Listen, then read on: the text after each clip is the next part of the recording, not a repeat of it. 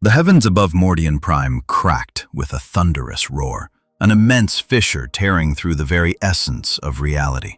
A crimson torrent, like a burst artery spraying its lifeblood, painted the ash-gray battlefields below, casting grotesque, elongated shadows that danced with a macabre delight. Imperial guardsmen, burrowed deep within their fetid, muddy trenches, instinctively shielded their eyes from the unholy light, their laser guns trembling in their white-knuckled grip. A silent, desperate prayer escaped the lips of each man, a plea directed towards a god-emperor who felt impossibly distant, lost in the cold expanse of galaxies untold. Something was falling, plummeting from the impossible tear in the sky like a harbinger of the apocalypse itself. It wasn't the ravenous demonic hordes they expected, not the chittering, gibbering monstrosities that clawed and tore their way from the warp's chaotic embrace. Nor was it the corrupted warriors of the archenemy, their bodies twisted into blasphemous parodies of humanity, flesh and cold, unyielding metal melded into unspeakable abominations. Instead, a single, solitary figure descended, wreathed in a golden flame of such blinding intensity that it dwarfed the dying sun of the Mordian system, casting the desolate world into a premature, unsettling twilight. Commissar Thardad, a hardened veteran of countless campaigns, from the scorching, wind-swept deserts of Krieg to the frozen, unforgiving wastes of Valhalla, raised his magnoculars. The lenses focused with practiced ease on the descending anomaly. His face, a roadmap etched with the harsh realities of war, scarred and lined with an unyielding, grim determination, remained impassive, a mask forged in the endless fires of a galaxy at war. "Prepare to fire on my command," he growled, his voice a gravelly rasp that cut through the din of battle like a shard of broken glass. But the order died in his throat, choked by disbelief, as the sheer impossible reality of the situation crashed down upon him with crushing force. The figure slammed into the no-man's land, the desolate expanse separating the Imperial and heretic lines, with an earth-shattering force that defied all comprehension. Tanks, behemoths of steel and roaring firepower, were tossed aside like discarded children's toys, their adamantium hulls crumpling like parchment under the might of an unseen force. Infantrymen were flung from their feet, their bodies ragdolled through the air in a gruesome, silent ballet of death. Where once a killing field had existed, scarred by trenches and pockmarked by artillery fire, now a perfect crater, half a kilometer wide, marred the landscape. A stark and terrible testament to the impossible power that had just arrived. Silence descended upon the battlefield, thick and heavy, a suffocating blanket broken only by the ringing in the ears of those who had miraculously survived. 3 full heartbeats passed, an eternity in the chaotic rhythm of war, before the dust began to settle, revealing a man standing calmly at the epicenter of the destruction. He was unscathed, untouched by the cataclysm he had wrought, as if shielded by an invisible hand. He wore strange orange garments, adorned with unfamiliar sigils that seemed to shimmer and shift in the alien light, defying any known language or iconography of the Imperium. His black hair defied both gravity and reason, standing on end like a halo of midnight, a stark contrast to the grim uniformity of the battlefield. But most striking was his expression, an innocent confusion, utterly alien to the grim-dark reality of Mordian Prime, a world where confusion meant death and innocence had never existed, had been crushed under the heel of constant warfare. "Where am I?" The question echoed across the battlefield with unnatural clarity, bypassing vox systems and helmet filters to reach every ear, a whisper that resonated with the force of thunder. It was a voice devoid of the corruption of warpcraft, yet it resonated with a power that made even the most seasoned psychers double over in agony, clutching their heads in desperate pain. "This doesn't look like Earth." The Mian 84th, a regiment rigorously trained from birth to respond to any threat with immediate and overwhelming violence, opened fire.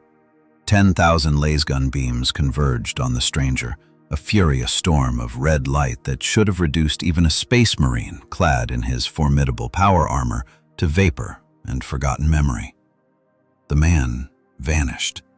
Not disintegrated, not moved, but simply ceased to be where the laser guns targeted. One moment he was there, bathed in the crimson light of 1,000 laser bolts. The next he wasn't.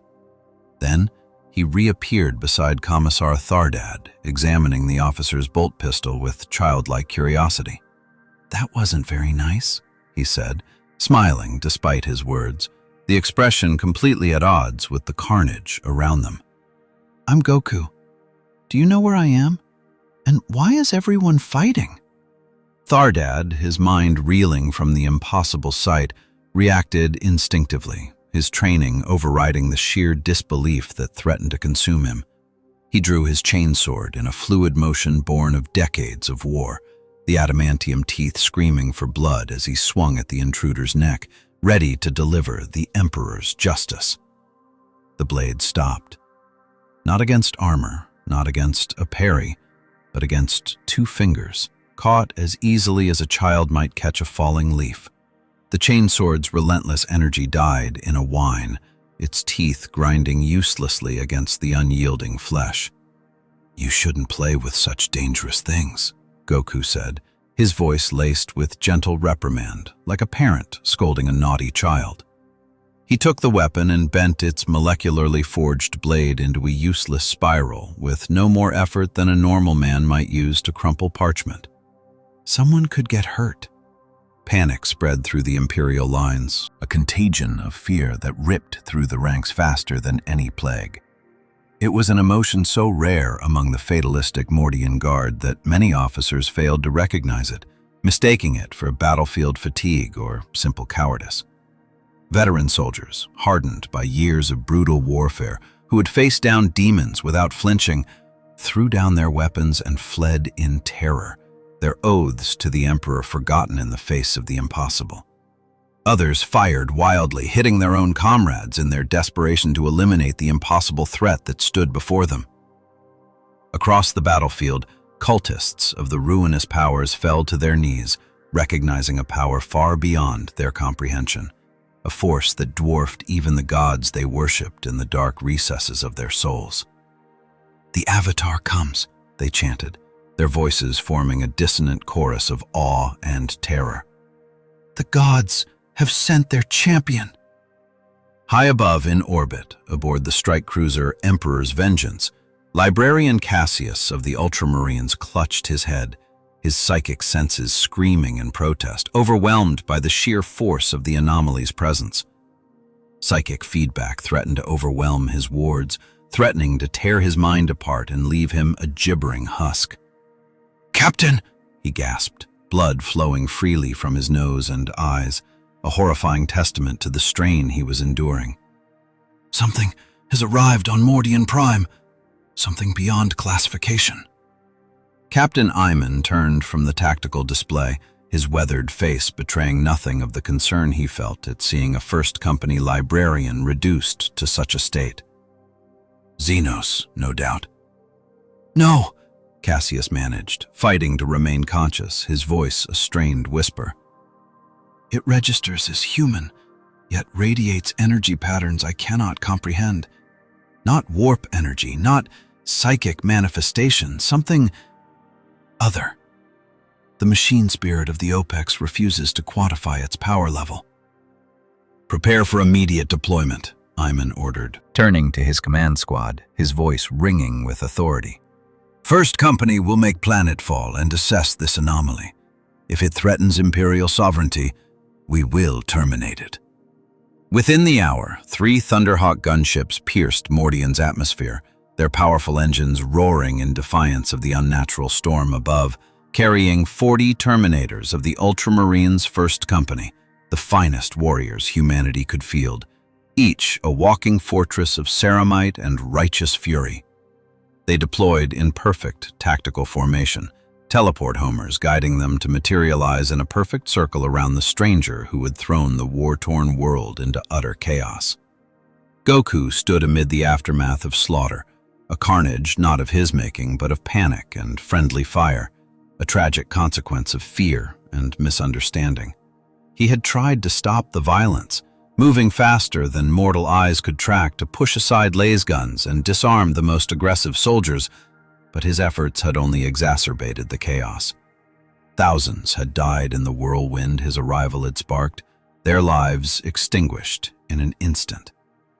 Now he looked upon the massive armored figures with their storm bolters and power fists, sensing the lethal intent radiating from them like heat from a scorching sun. "Are you in charge here?" he asked, addressing Captain Iman directly, somehow knowing which warrior led despite the identical armor, his intuition honed by years of battling the universe's most formidable foes. "I need to figure out where I am and how to get home. Also, why is everyone trying to kill each other? And me?" Iman's helmet vox amplified his voice to thunderous proportions, each word a hammer blow designed to intimidate and cow. "In the name of the God Emperor of mankind, identify yourself, creature." "I'm Goku," came the simple reply, accompanied by a guileless smile that seemed more insult than greeting to the grim Astartes, a stark contrast to the solemnity of the occasion. "I'm a Saiyan from Earth, though I don't think this is my Earth. The sky is the wrong color, and nobody back home wears armor like yours.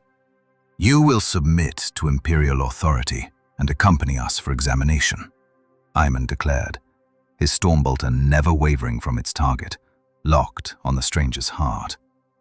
"Resist, and you will be destroyed."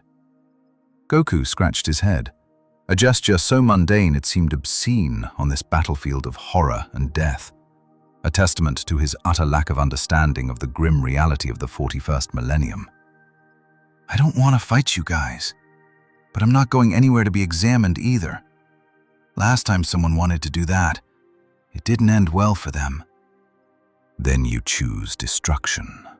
Iman's voice was cold, devoid of emotion, a pronouncement of doom delivered without a hint of hesitation. "First Company, execute the anomaly." 40 stormbolters fired simultaneously, each weapon unleashing a torrent of mass-reactive shells designed to penetrate a target before detonating with devastating force, tearing flesh and armor alike. The air became solid with projectiles, each capable of destroying a light vehicle with a single well-placed shot. At such range, with such concentration of fire, nothing could survive, no matter how powerful. The shells never reached their target. Goku stood with his palm extended, a sphere of shimmering energy surrounding him that the bolter shells could not penetrate, a radiant barrier that defied the very laws of physics. They hung suspended in the air, motionless, caught in an invisible field that seemed to warp the space around it. "I said, I don't want to fight," Goku repeated, his voice hardening slightly, the playful innocence replaced by a quiet resolve. "But I won't let you hurt me either. Can we talk instead?" "The anomaly employs some form of kinetic barrier," Librarian Cassius voxed to his brothers, psychic energy crackling around his force staff, ready to unleash the power of the warp against their foe. "I will attempt to breach it with the Emperor's will." Blue lightning erupted from the librarian's outstretched hand, a focused beam of psychic energy that would have reduced a demon prince to ashes, a weapon forged in the fires of faith and psychic mastery.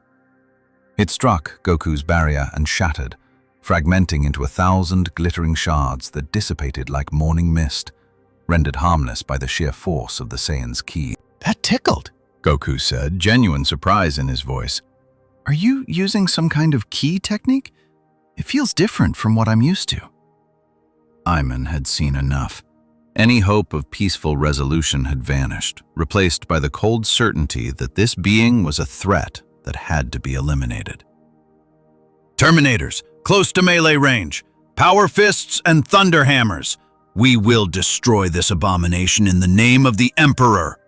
The Terminators advanced with surprising speed for beings encased in such massive armor, their footfalls shaking the ground as they closed the distance, their weapons primed and ready to unleash their devastating power.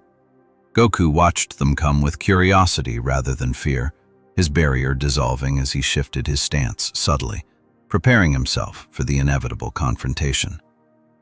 The first Terminator swung a Thunderhammer, a weapon that could collapse the side of a tank with a glancing blow, a symbol of the Emperor's wrath made manifest. Goku caught it one-handed, the weapon's disruption field flaring as it encountered an energy it could not disperse, a testament to the alien power that flowed through the Saiyan's veins. "These are really well made," Goku observed, examining the hammer even as he held back the Terminator's augmented strength without apparent effort. His casual tone a stark contrast to the deadly situation. "But you're relying too much on your weapons, and not enough on yourselves." In a blur of motion too fast for even Astartes' auto-senses to track, Goku disarmed 5 Terminators, placing their weapons carefully on the ground rather than destroying them, showing a surprising respect for the craftsmanship, even as he effortlessly neutralized their threat. When the Space Marines resorted to their power fists, he evaded each blow with minimal movement, his body shifting just enough to make the attacks miss by millimeters, his movements as fluid and graceful as a dancer's. "You guys are pretty good," he said, respect evident in his voice. "But you're too rigid, too predictable. You need to feel the flow of battle." "Blasphemy!" snarled a Terminator, launching a haymaker that would have decapitated a normal human, his voice distorted by the voxcaster in his helmet. "The Codex Astartes guides our every move. Its wisdom is perfection." Goku caught the fist, holding it immobile despite the Terminator's straining servo muscles, his grip as unyielding as a vice. "No technique is perfect," he said softly. "That's why we keep training, keep growing. The moment you think you've reached perfection is the moment you stop improving." With gentle pressure, he pushed the Terminator back, sending the multi-ton warrior sliding across the dirt without damaging his ancient armor, a testament to his control and precision. The other Ultramarines pressed their attack, disciplined and coordinated, but found themselves striking empty air as their target moved with impossible speed, his movements defying their enhanced senses. "Enough games," Captain Iman growled, signaling a tactical withdrawal. "Librarian Cassius, request orbital bombardment. This creature is beyond our conventional means." Goku's expression changed, hardening into something older and more serious than his previous demeanor suggested possible. "Orbital bombardment? You'd destroy this whole area just to get rid of me? There are still people alive down there in those trenches." "Acceptable losses," Iman replied without hesitation, his voice cold and devoid of emotion. "The threat you represent outweighs their lives 1,000-fold." Something shifted in the air, a pressure building that had nothing to do with bombardment preparation and everything to do with the stranger's changing demeanor. The ground began to tremble, not from weapons fire but from energy gathering around Goku's form, a silent promise of unimaginable power. "I won't let you sacrifice innocent people," he said, his voice dropping an octave as golden light began to shimmer around him, illuminating the battlefield with an ethereal glow. "I tried to be patient. I tried to talk. But if you're willing to kill your own people just to get to me, then you leave me no choice." The light around him exploded outward, a golden inferno that engulfed his form, banishing the shadows and illuminating the battlefield with a blinding radiance. His hair shifted, standing more rigidly upright and transforming to match the golden aura that now surrounded him, crackling with raw energy. Most shocking to the Space Marines was the change in his presence. The palpable wave of power that rolled across the battlefield like the bow shock of a battleship entering atmosphere, overwhelming their senses and shaking them to their core. "This is what we Saiyans call a Super Saiyan," Goku explained, his voice echoing strangely as if coming from everywhere at once, resonating with power that defied description. "I don't like using it against people who aren't on my level. But you're not giving me much choice." Librarian Cassius fell to his knees, blood pouring from his eyes and ears, as his psychic senses were overwhelmed by the alien energy, his mind teetering on the brink of oblivion. "Captain," he gasped, his voice a strangled whisper. "Whatever it has breached the librarious wards. I can feel it in my mind, but it is not using the warp. It is as if it exists partially in the Imperium and partially in some other realm we have no name for." Before Ayman could respond, Goku vanished from sight, leaving only a shimmering afterimage in his wake. The captain's enhanced reflexes allowed him to register a golden blur moving through his formation, but not quickly enough to react. One by one, his Terminators collapsed, armor intact, but occupants unconscious from precision strikes that somehow bypassed their ceramite protection to target pressure points even Astartes' physiology could not defend against, a testament to the Saiyan's uncanny skill. In seconds, 38 of the 40 Terminators lay incapacitated but alive on the blasted ground, their bodies still and silent. Only Ayman and the crippled Cassius remained standing, facing the impossible power that had humbled the Emperor's finest. "I disabled them without causing permanent damage," Goku said, the golden aura fading as he returned to his base form, the transformation leaving him slightly breathless. "They'll wake up in a few hours with headaches, but otherwise fine. I don't want to hurt anyone. I just want to understand where I am and find a way home." Ayman's bolter came up in a swift arc, but before he could fire, it was gone from his grip, snatched away with impossible speed. Goku stood 10 paces away, examining the weapon with detached curiosity, as if it were a trinket he had found on the street. "The craftsmanship on these is incredible," he said, running a finger along the weapon's blessed housing. "You've carved prayers into the metal. Is this a religious thing for you guys?" "Surrender the holy weapon, abomination!" Ayman demanded, drawing his power sword, the weapon humming with contained energy. "Its machine spirit is not for your corrupt touch." "Machine spirit?" Goku looked more closely at the bolter, then his eyes widened slightly, his curiosity piqued. "Oh, I think I feel it now. There's a kind of energy signature in these weapons, like they're partially alive somehow. That's pretty amazing technology." He set the bolter down carefully, showing respect for the artifact, a gesture that was completely lost on the hardened space marine. "Look, I can see you guys are dedicated warriors, and I respect that. But this fighting isn't solving anything. Can we start over? I'm Goku. I'm lost, and I need to get home. Maybe you can help me, and I can help you with whatever war you're fighting." Captain Ayman's response was cut short as the sky darkened unnaturally, the light fading as if blotted out by an unseen hand. Not the calculated shadow of an Imperial bombardment, but a writhing, living darkness that spread across the heavens like spilled ink, a stain that threatened to consume the world.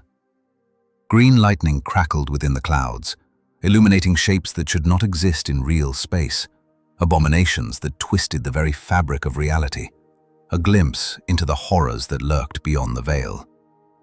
"Warp breach!" Cassius gasped, struggling to his feet, his face contorted in agony. "Massive demonic incursion imminent. The anomaly's presence has weakened the veil." Goku looked skyward, his expression shifting to one of weariness, the endless cycle of violence and destruction weighing heavily on his soul. "Something's coming through those clouds. Something powerful. But it feels wrong, twisted somehow." The darkness parted, revealing a massive figure that descended to the battlefield with ponderous grace, its very presence a blasphemy against the natural order. 14 feet tall, bloated with corruption, its rotting form housed a cancerous vitality that mocked the concept of death, a grotesque parody of life itself. Nurgle's chosen champion had arrived, drawn to Mordian Prime by the unprecedented energy signature of the Saiyan warrior, sensing a new plaything for the Lord of Decay. I am Mortarion, the demon Primarch announced, his voice a symphony of disease and decay that caused mortal flesh to erupt in weeping sores, a plague unleashed with every syllable. Son of Nurgle, Lord of the Death Guard, and you, little anomaly, have caught the attention of powers you cannot comprehend. Flies swarmed around the corrupted Primarch, each one a tiny vector of plagues that could depopulate worlds, a swarm of death and pestilence that heralded his arrival. His massive scythe, Silence, dragged furrows in reality itself as he approached, leaving trails of corruption in its wake, while noxious gases billowed from vents in his ancient Terminator armor, choking the air and poisoning the land.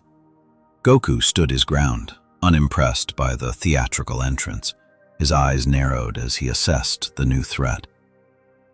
"You feel different from these other guys," he observed, nodding toward the unconscious Ultramarines. "Stronger, but also wrong, like something's eating you from the inside out." Mortarion's laughter sent guardsmen in hiding clutching at their throats as their lungs filled with fluid, their bodies dissolving from the inside out. "Perceptive for a mortal. The gifts of Grandfather Nurgle sustain me, elevate me beyond the weaknesses of flesh. Soon you will understand these gifts yourself, for he has taken a special interest in your arrival." "Not interested," Goku replied flatly, his voice firm and unwavering. "Whatever's happened to you, it's not a gift. I can sense your life force, and it's all twisted up, corrupted. You're not really alive anymore, are you?" Rage distorted Mortarion's features, already hideous beyond human comprehension, his face a mask of hatred and resentment. "You dare judge me, insect? I have transcended death itself. I have become eternal while the false emperor rots on his throne. You will beg for Nurgle's embrace before I am finished with you." With terrifying speed that belied his massive form, Mortarion swung Silence in a horizontal arc meant to bisect Goku at the waist, a blow that would sever his soul as well as his body.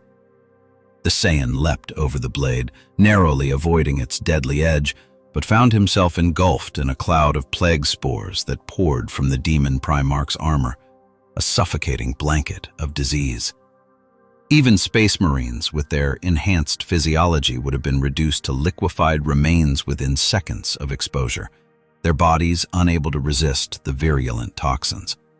Goku coughed once, his body processing and rejecting the supernatural toxins through sheer force of ki manipulation, his internal energy burning away the corruption before it could take hold.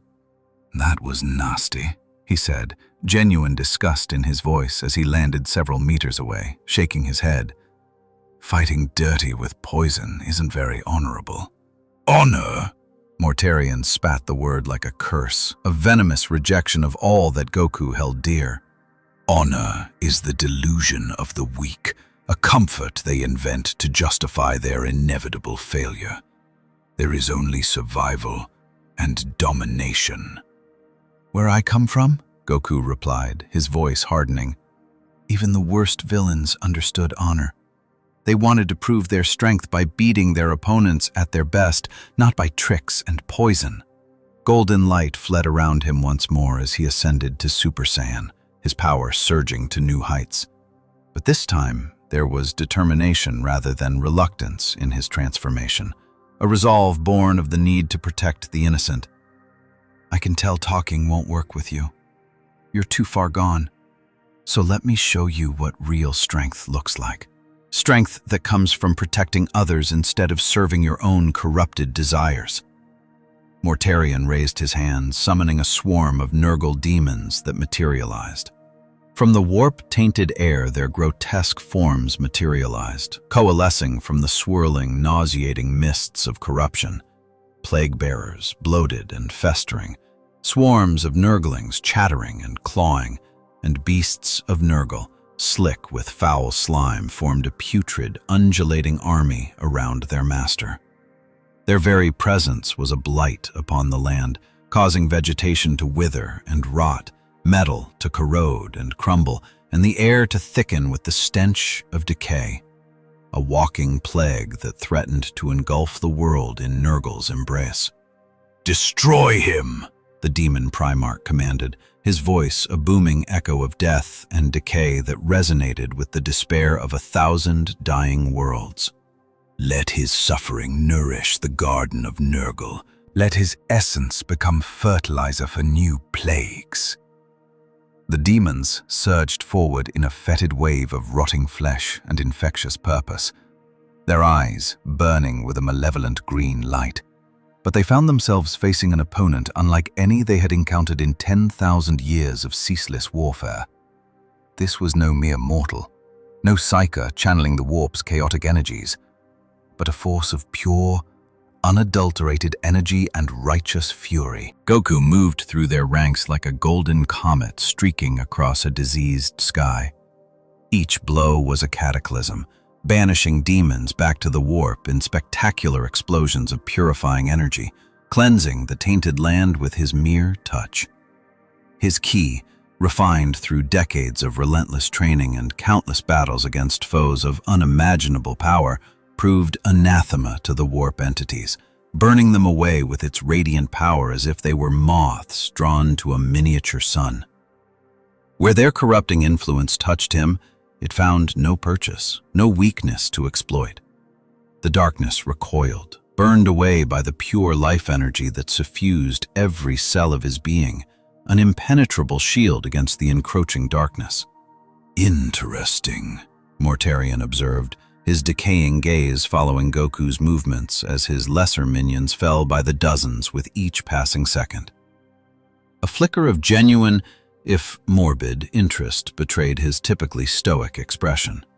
"Your energy is not psychic in nature, not drawn from the warp's currents, yet it so profoundly affects its denizens nonetheless. Perhaps you will make a more enlightening specimen than I first anticipated." Goku finished off the last plague bearer with a ki-enhanced punch that reduced it to dissipating warp energy, its essence screaming as it was banished back to the chaotic realm from whence it came. He then turned to face the demon Primarch directly, his eyes burning with fierce determination, the unwavering gaze of a warrior who had stared down gods and laughed in the face of oblivion. "I'm not a specimen, and I'm done holding back against you." The ground cratered beneath his feet as he launched himself at Mortarion, moving faster than even the demonic being could fully track. He was a golden streak against the backdrop of death and destruction, a beacon of hope in a sea of despair. His fist connected with the corrupted armor of the demon Primarch, and for the first time in millennia, Mortarion felt genuine, searing pain. Ceramite cracked, and warped forged protection buckled under the sheer force of the blow, the sound echoing like a death knell across the ravaged battlefield. The demon Primarch retaliated with silence, the weapon howling as it cut through reality itself, leaving a trail of distorted space and shattered expectations in its wake. Goku narrowly avoided its razor-sharp edge, feeling the chilling premonition of true death even through his ki aura, a terrifying brush with oblivion. This was not just physical death, but something far deeper, a severing of the soul that even the Dragon Balls might not be able to restore, a fate worse than complete obliteration. "Careful," he muttered to himself, his brow furrowed in concentration as he reassessed the threat. "That scythe isn't a normal weapon. It doesn't just cut the body, it wants to erase you." "Nothing escapes silence forever," Mortarion rasped, pressing his advantage with surprising speed and agility. His attacks grew more relentless, each swing a calculated strike aimed at both body and soul. "All things must wither and decay. It is the only universal truth, the inevitable destiny of all creation." Goku weaved through the Primarch's attacks, studying the patterns, searching for openings in his seemingly impenetrable defenses. Despite his decaying form and the taint of Nurgle's corruption, Mortarion fought with the skill of a being who had waged war for 10,000 years. Each movement was economical and purposeful, honed by countless battles fought across countless worlds, a master of death at the peak of his power. "You're good," Goku acknowledged, blocking a blow with a ki-reinforced forearm that sent shockwaves across the battlefield, shaking the very ground beneath their feet and causing the ruined structures around them to groan in protest. "But you're fighting for the wrong reasons. You've given up on life, on improvement. You've accepted corruption as strength, when it's really just surrender." "Philosophical debates are pointless," Mortarion growled, summoning sickly green warp fire that encircled them both, trapping them in a cage of demonic energy. "Let your body argue with silence, and we shall see whose philosophy prevails." The demonic fire closed in, forcing Goku to expend precious energy on maintaining his protective aura, shielding himself from its insidious, corrupting influence. Meanwhile, Mortarion pressed his physical attack, silence sweeping in endless, deadly arcs while plague spores filled the air in choking density, creating a multi-layered assault that threatened to overwhelm the Saiyan's defenses. Goku found himself on the defensive for the first time, the relentless onslaught taxing even his incredible abilities. The warp energy behaved unpredictably, defying the physical laws he was accustomed to, while silence seemed to anticipate his movements, subtly adjusting its trajectory mid-swing to seek out his soul, a weapon designed to break the spirit as well as the body. A grazing hit from the scythe opened a shallow cut on his forearm, and Goku felt a chilling coldness spreading from the wound, a sensation that his ki struggled to counter. It was as if an icy tendril was reaching into his very essence, threatening to consume him from within. "This isn't good," he muttered, leaping backward to put some distance between himself and the demon Primarch, his face etched with concern. "That weapon is trying to infect my life force directly." Mortarion laughed, the sound causing nearby corpses to sit upright, animated by his necrotic power in a grotesque spectacle of death and corruption. "Do you feel it, anomaly? The first kiss of Nurgle's blessing. Soon you will understand the liberation of surrender, the peace that comes with accepting decay as your master." Goku looked at the spreading discoloration around his wound, focusing his ki to combat the supernatural infection, channeling his energy to fight back against the encroaching darkness.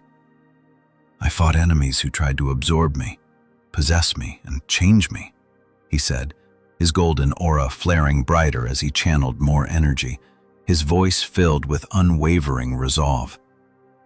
"They all failed. Your blessing is no different."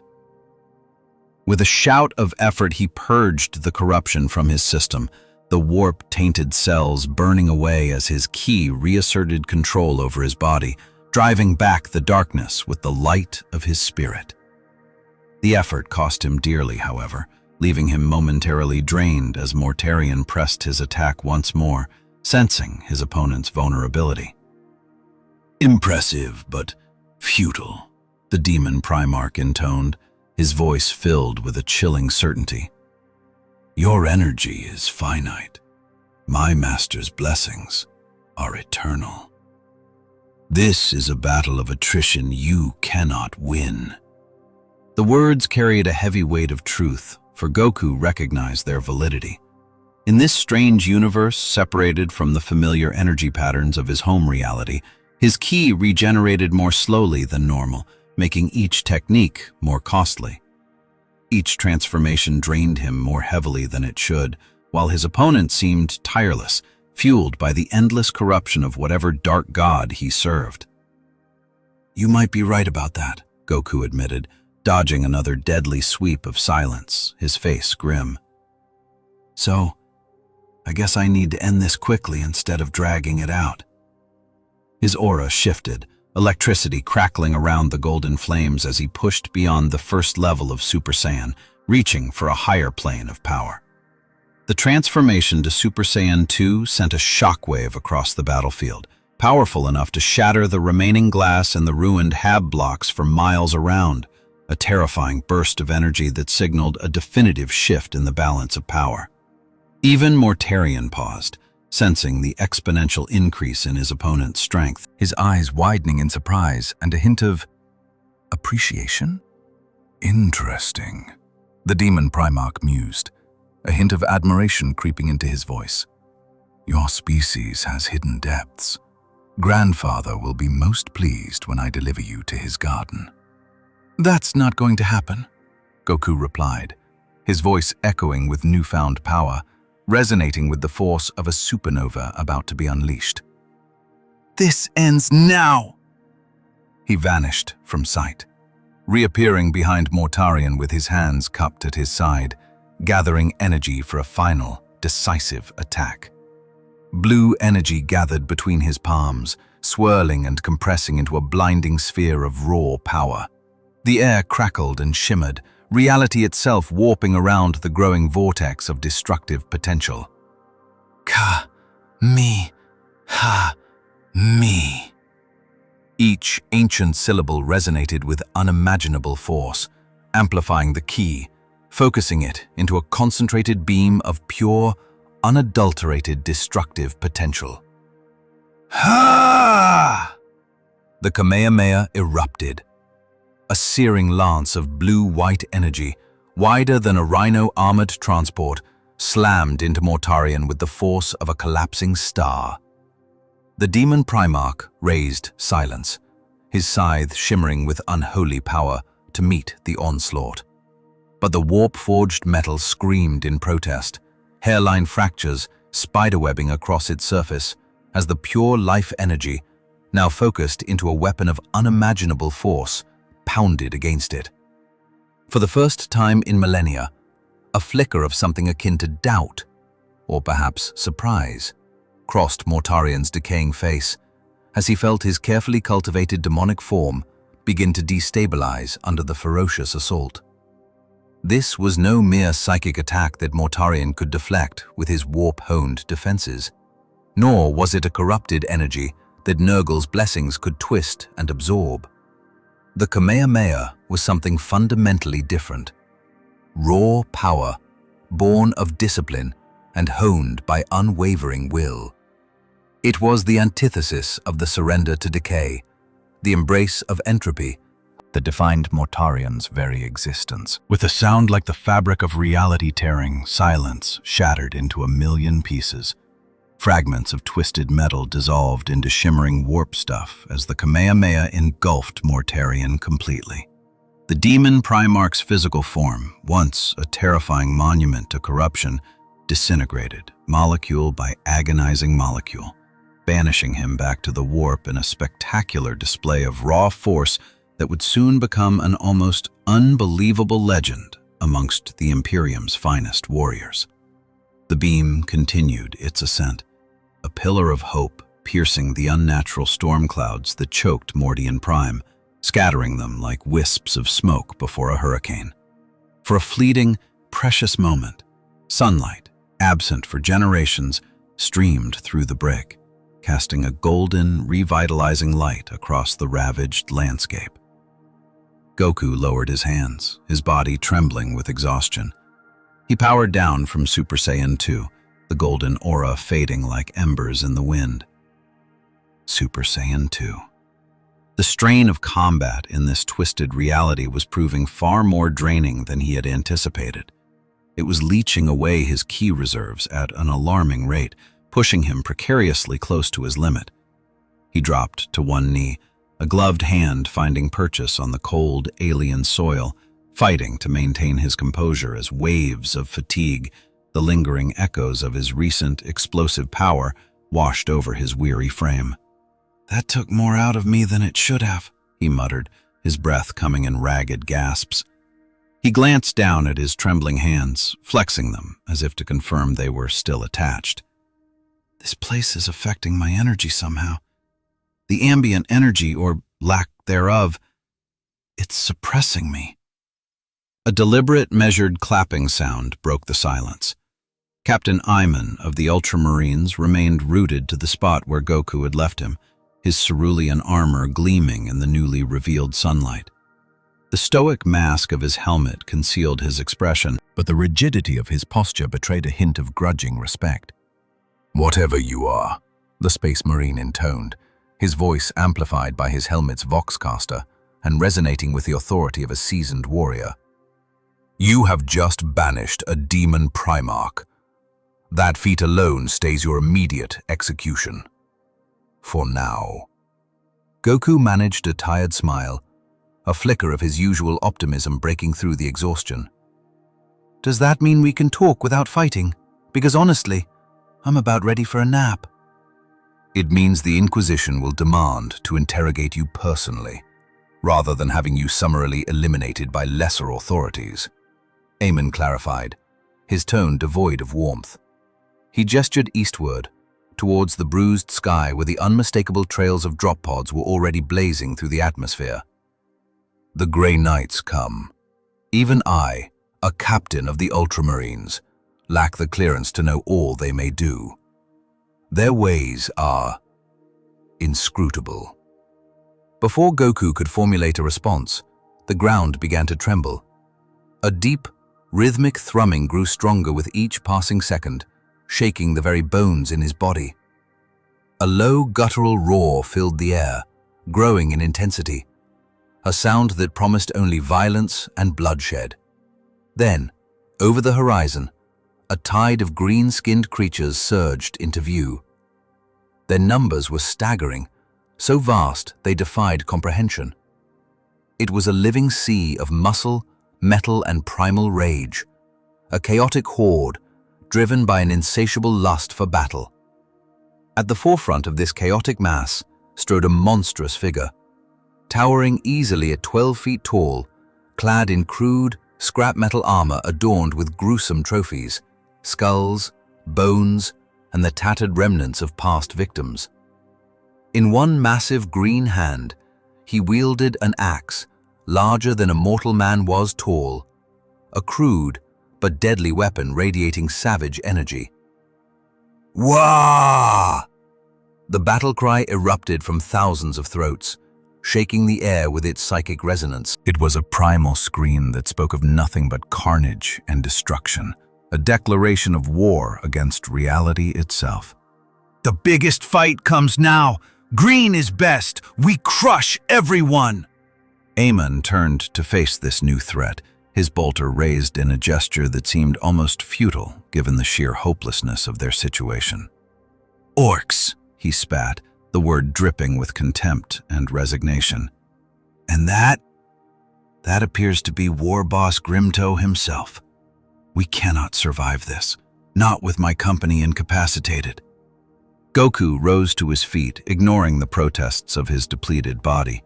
Every muscle screamed in defiance, begging for rest, but the Saiyan's fighting spirit wouldn't allow him to falter. "Those green guys look excited about something. They seem awfully eager to fight." "They are orcs," Eamon explained tersely. "Alien savages who live only for war. And it appears your display of power has drawn their attention. They are psychically attuned to seek out the greatest battles, the strongest opponents. You have just made yourself the prime target for every orc in this sector." The massive war boss halted his advance approximately 100 meters from their position, his beady red eyes fixed on Goku with predatory intelligence.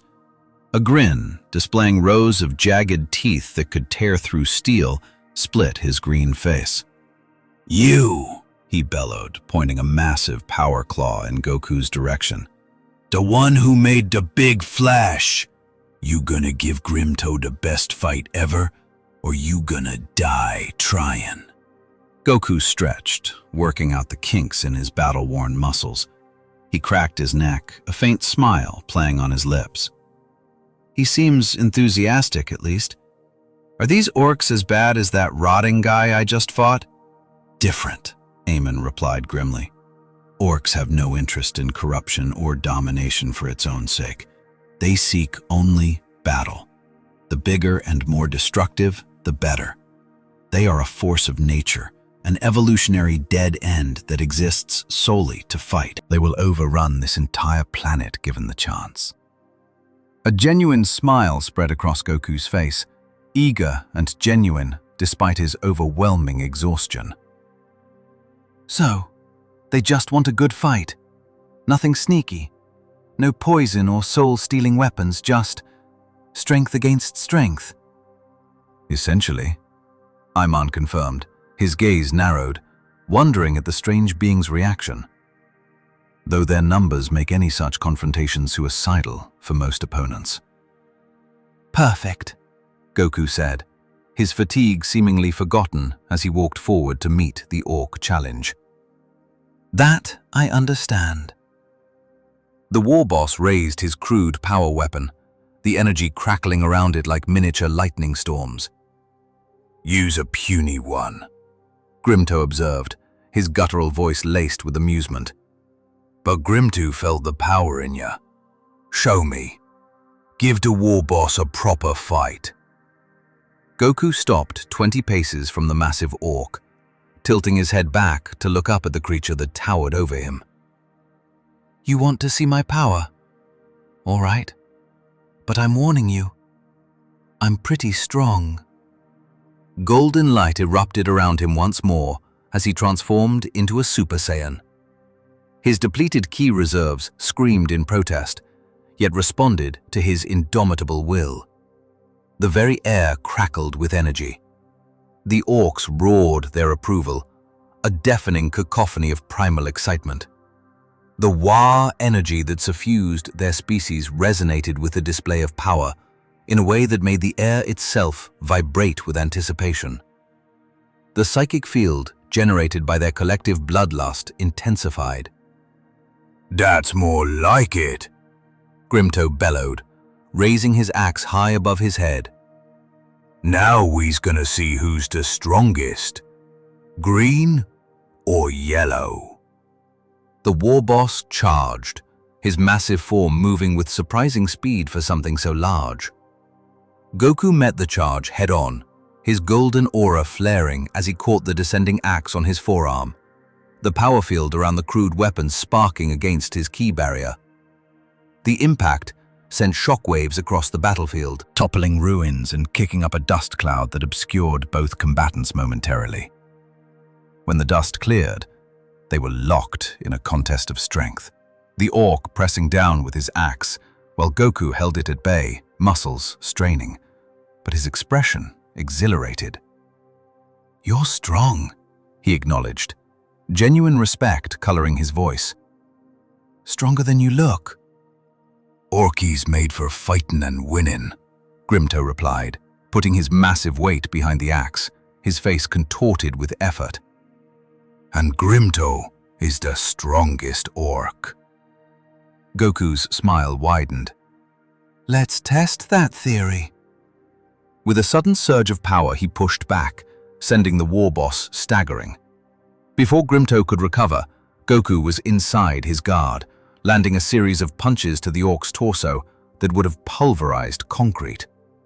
The war boss absorbed the blows, his tough hide and redundant organs minimizing the damage, while he countered with a sweeping backhand that Goku narrowly avoided, the wind from the blow ruffling his golden hair. The orc Wa erupted in cheers and bellows, their collective psychic energy feeding Grimto's already prodigious strength. The war boss grew visibly larger as the fight continued, his muscles swelling with each exchange of blows, his speed increasing to match Goku's movements. Grimto grows stronger in the fight, Grimto roared, landing a glancing blow that sent Goku tumbling despite his guard. Yous can't win, yellow man. Picking himself up, Goku wiped blood from his lip, his expression more excited than concerned. You get stronger as the fight goes on. That's amazing. Where I come from, Saiyans do the same thing. The tougher the battle, the more powerful we become. Then this gonna be the best fight ever, Grimto declared, charging again with renewed vigor. Their battle escalated, each combatant pushing the other to new heights.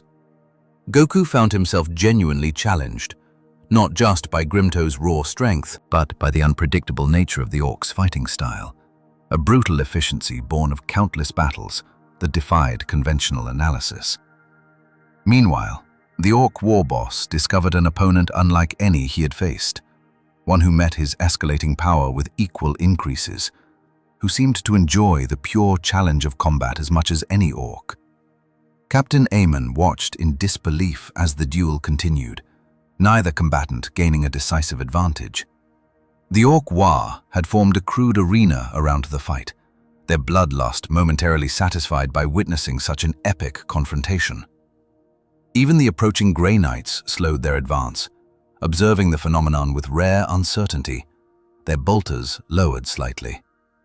Hours passed, the landscape around them reduced to rubble by the shockwaves of their clashing power. Both Goku and Grimto were bloodied but unbowed, their respective abilities to heal and adapt, keeping them in the fight long past when normal combatants would have collapsed. "You're amazing," Goku acknowledged, breathing heavily as they separated after another furious exchange. "I haven't had a fight like this in a long time, but I think it's time to end it." Grimto agrees, the war boss rumbled, now nearly twice his original size from the prolonged battle. "One last big hit. Winner take us all." Both fighters gathered their remaining strength. Goku's aura flared with renewed intensity, while Grimto's crude weapon glowed with the green energy of the Wa. They charged simultaneously, meeting in the center of their makeshift arena with a collision that cracked the earth beneath them and sent seismic tremors across the continent. When the dust settled, Goku stood victorious, the unconscious form of war boss Grimto lying in a crater at his feet. The Saiyan warrior was barely standing himself, his golden aura flickering like a dying flame as his depleted ki struggled to maintain the Super Saiyan transformation. With a final pulse of light, the aura vanished, leaving Goku in his base form, swaying slightly from exhaustion. The Orc Wa fell silent, tens of thousands of red eyes fixed on the being who had defeated their mightiest leader in single combat. According to their brutal meritocracy, this meant only one thing: "New boss!" The cry came from somewhere in the green horde, quickly taken up by thousands of voices until it became a deafening chant that shook the ruins. "New boss! Strongest leads!" Goku looked up in confusion as the Orcs began to prostrate themselves, pressing their foreheads to the ground in crude obeisance. "Wait, what? I don't want to be your boss. I just wanted a good fight." A particularly large Orc, sporting a crude mechanical arm and wearing what appeared to be the remnants of an Imperial officer's uniform, approached cautiously. "Yous beat the war boss fair and square," he explained, as if talking to a particularly dim child. "That makes you the war boss. That's how Orcs work. Strongest leads all the time." "But I'm not an Orc," Goku protested, gesturing to his distinctly un-Orcish appearance. The large Orc scratched his head with his mechanical claw, considering this objection. "That's a bit tricky," he admitted. "Never had a pink war boss before. But yous got double fire stuff, and yous beat Grimto, so rules is rules." Before Goku could argue further, the sky split open once more. Not a warp breach this time, but a calculated teleportation matrix deployed by the approaching Grey Knights. Silver-armored figures materialized in a perfect circle around Goku, each bearing a halberd inscribed with runes that hurt the eyes to look upon. "Anomaly," intoned the leader, his voice resonating with psychic overtones that commanded absolute attention. "I am Justicar Thorn of the Grey Knights. By the authority of the Emperor's Holy Inquisition, you will submit to examination." The Orc Wa bristled at the interruption, hands moving to crude weapons as they prepared to defend their newly appointed leader. Goku, sensing the imminent bloodbath, raised his hand to forestall violence. "Hold on," he said to both sides. "Nobody needs to fight right now. I've had enough fighting for one day." The Xenos infestation must be purged, Thorn stated, as if reciting an irrefutable law of physics. Once you are secured, the cleansing will commence. Goku frowned, looking at the thousands of orcs who moments ago had been ready to tear him apart, but now looked to him with something approaching devotion. These guys just want good battles against worthy opponents. That's not so different from me, really. Heresy, Thorn hissed, his halberd rising slightly. The alien cannot be bargained with, cannot be reasoned with. It exists only to corrupt and destroy humanity. I've heard that kind of thinking before, Goku replied, his voice hardening despite his exhaustion. It never leads anywhere good. Judge by actions, not by what someone is. The standoff intensified, Grey Knights and orcs alike tensing for the inevitable clash. Captain Iman, who had observed the entire confrontation from the distance, stepped forward unexpectedly. Justica Thorn, he addressed the Grey Knight leader. What we have witnessed here defies standard classification. The anomaly banished Mortarion. Not defeated, not driven back, but banished a demon Primarch from the material plane entirely. Such an act has not been achieved since the Emperor walked among us. All the more reason to contain the anomaly, Thorn countered, though there was a new uncertainty in his tone. Such power cannot be allowed to roam unchecked. Goku straightened, finding reserves of strength through sheer force of will. I'm not looking to cause trouble. I just want to find a way home. But I won't let you hurt these orcs just because they're different from you. If they attack innocent people, that's one thing, but right now they're just standing here. The new boss speaks true, the large orc with the mechanical arm declared. We follows the strongest. If the new boss says no fighting, then we waits for now. Justica Thorn's helmet turned toward the orc spokesman, then back to Goku. You command the loyalty of the green-skinned horde. Impossible. Not command, Goku corrected. They respect strength. That's something I understand. Instead of trying to wipe them out, why not point? What about them? Are they enemies you both share? That decaying warrior I fought earlier seemed like bad news for everyone. A sharp chime resonated within Thorn's helmet. The Grey Knight froze, unmoving, for what felt like an eternity. He then slightly lowered his halberd.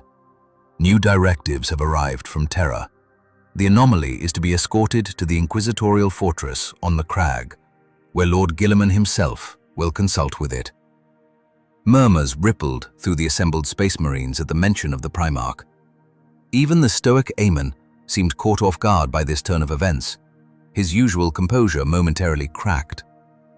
The Lord of Ultramar wishes to meet this being face to face.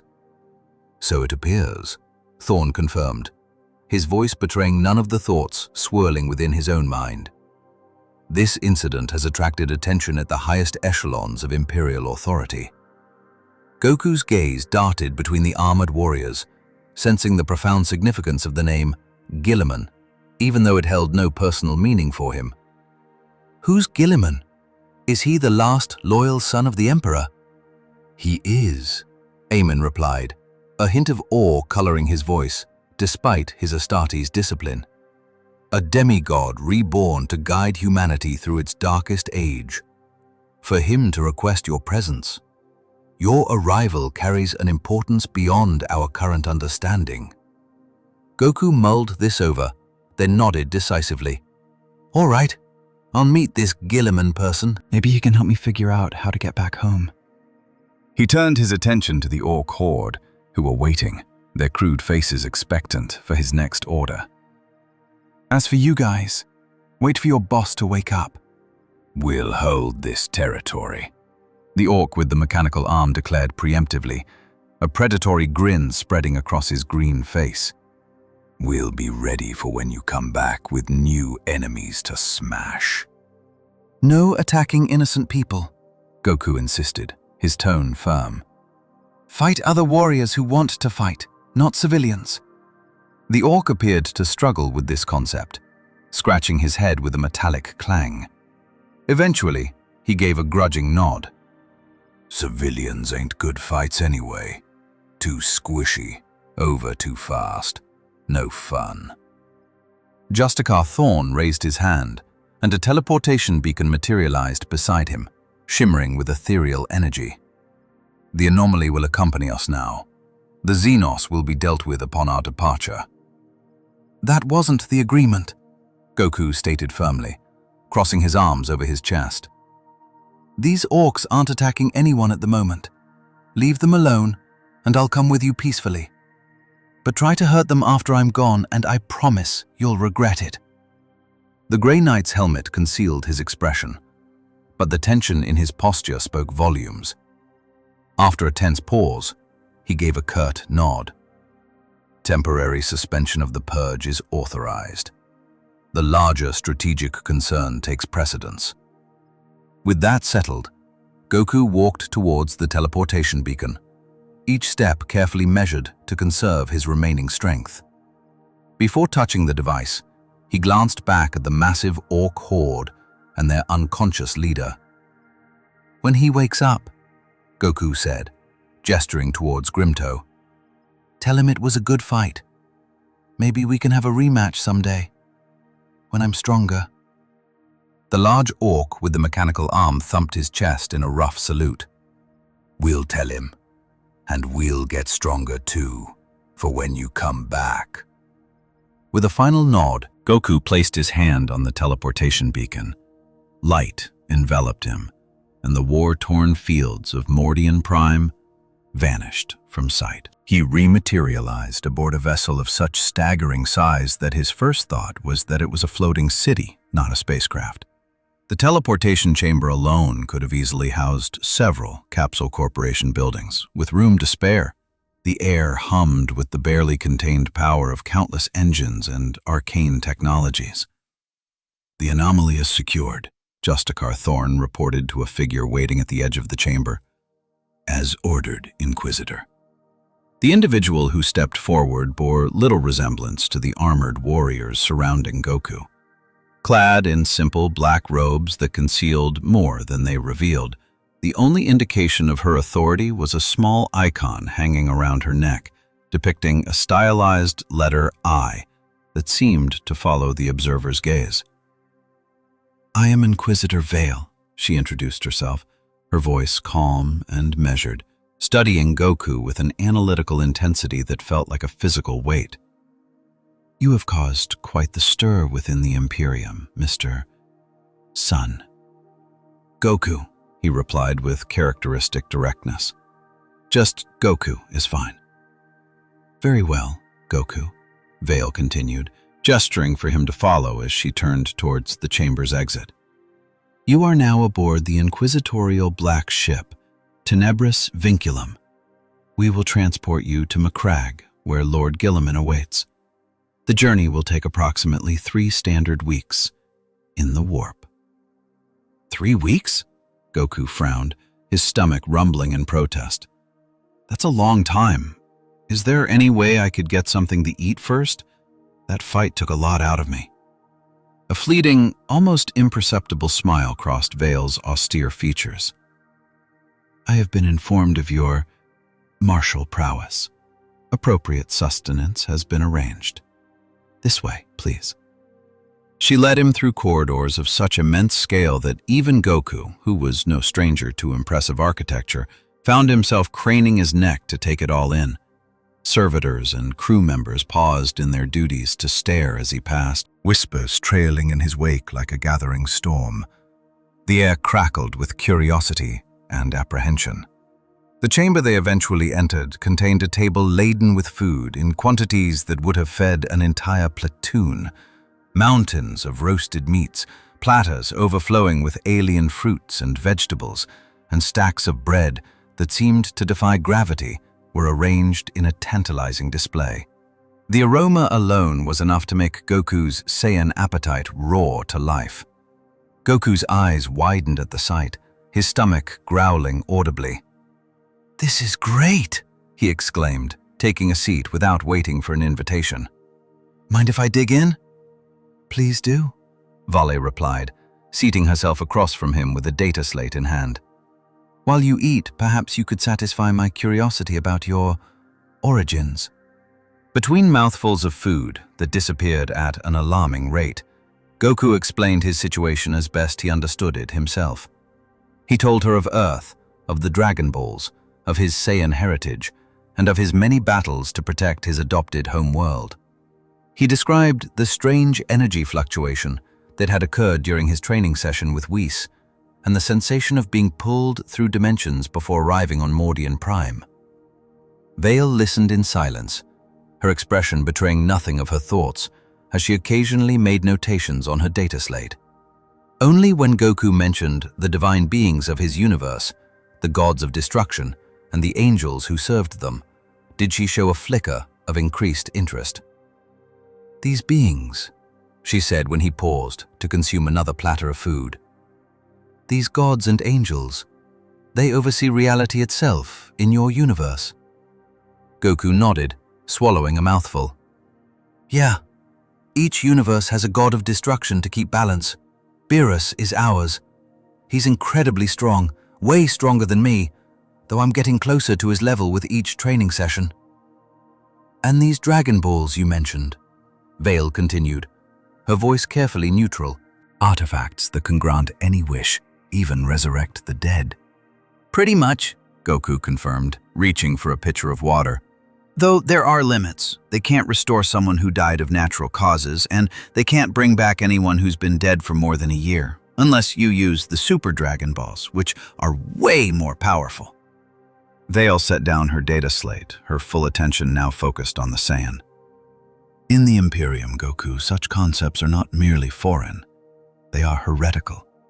The Emperor is humanity's only god, and resurrection is a power attributed only to him. What you describe would be seen by most Imperial authorities as the rankest form of chaos worship. Goku paused in his eating, sensing the sudden gravity in her tone. I'm just telling you how things work where I'm from. I'm not trying to challenge anyone's beliefs here. I understand that, Vale assured him, which is why we are having this conversation in private rather than in an inquisitorial interrogation chamber. Lord Guilliman has specifically ordered that you be treated as an honored guest rather than a prisoner or heretic, at least until he can assess you personally. That's good, Goku said with genuine relief. I've had enough fighting for now. I just want to understand this place and figure out how to get home. That may prove challenging, Vale observed. The barriers between realities are not easily breached, even with the most advanced Imperial technology. If you truly come from another universe entirely, as your story suggests, the complexity increases exponentially.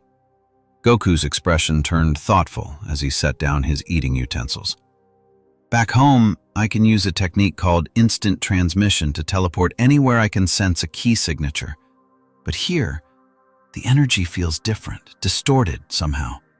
And there's this other energy that seems to flow through everything. Something dark and twisted that I've never felt before. You speak of the warp, Vale explained. The immaterium that underlies reality itself. It is the source of psychic power, the realm where emotions take form and demons dwell. It is also how we travel between stars, though such journeys are fraught with peril. Goku nodded slowly, absorbing the information. That explains a lot. When I tangled with that Mortarian character, his energy felt fundamentally wrong, like it was corroding him from the inside, all while masquerading as a source of strength. Vale nodded slowly, her expression grim. A disturbingly accurate assessment of chaos. The ruinous powers offer temptations cloaked as boons, gifts of power that ultimately devour the recipient. The fact that you were able to discern this corruption speaks volumes about the purity of your spirit. It may well be the reason Lord Guilliman has taken such a keen interest in your arrival. The 3 weeks spent traversing the warp settled into a predictable rhythm, one established by Goku himself. As his ki reserves gradually replenished within the bizarre currents of this alien reality, he dedicated himself to rigorous training within the expansive, echoing chambers of the Black Ship. The crew, a mixture of hardened veterans and wide-eyed inquisitorial acolytes, observed with open fascination as he performed feats of strength and speed that defied the very boundaries of human understanding. He practiced katas, honed over a lifetime of battles, and refined energy techniques that shimmered with raw power. The air crackled with displaced energy, and the ship groaned under the strain of his workouts. Inquisitor Vale made daily visits, and their conversations ranged from the deeply philosophical, exploring the metaphysical distinctions between ki and psychic energy, to the starkly practical, dissecting the political realities of the Imperium of Man. During these sessions, Goku was more inclined to listen than to speak, intently absorbing information about this grim-dark universe, a place defined by endless war and the ever-present threat of annihilation. "Your Imperium. It reminds me a little of Frieza's empire," he remarked one day, drawing a comparison to a long-defeated foe. "All that emphasis on control and absolute purity, destroying anything that dares to be different. It didn't end well for him in the end." "A dangerous parallel to draw," Vale cautioned, though her tone lacked any real malice. "The Imperium may seem brutal through the lens of your reality, but it is the sole bulwark that stands between humanity and utter extinction in ours.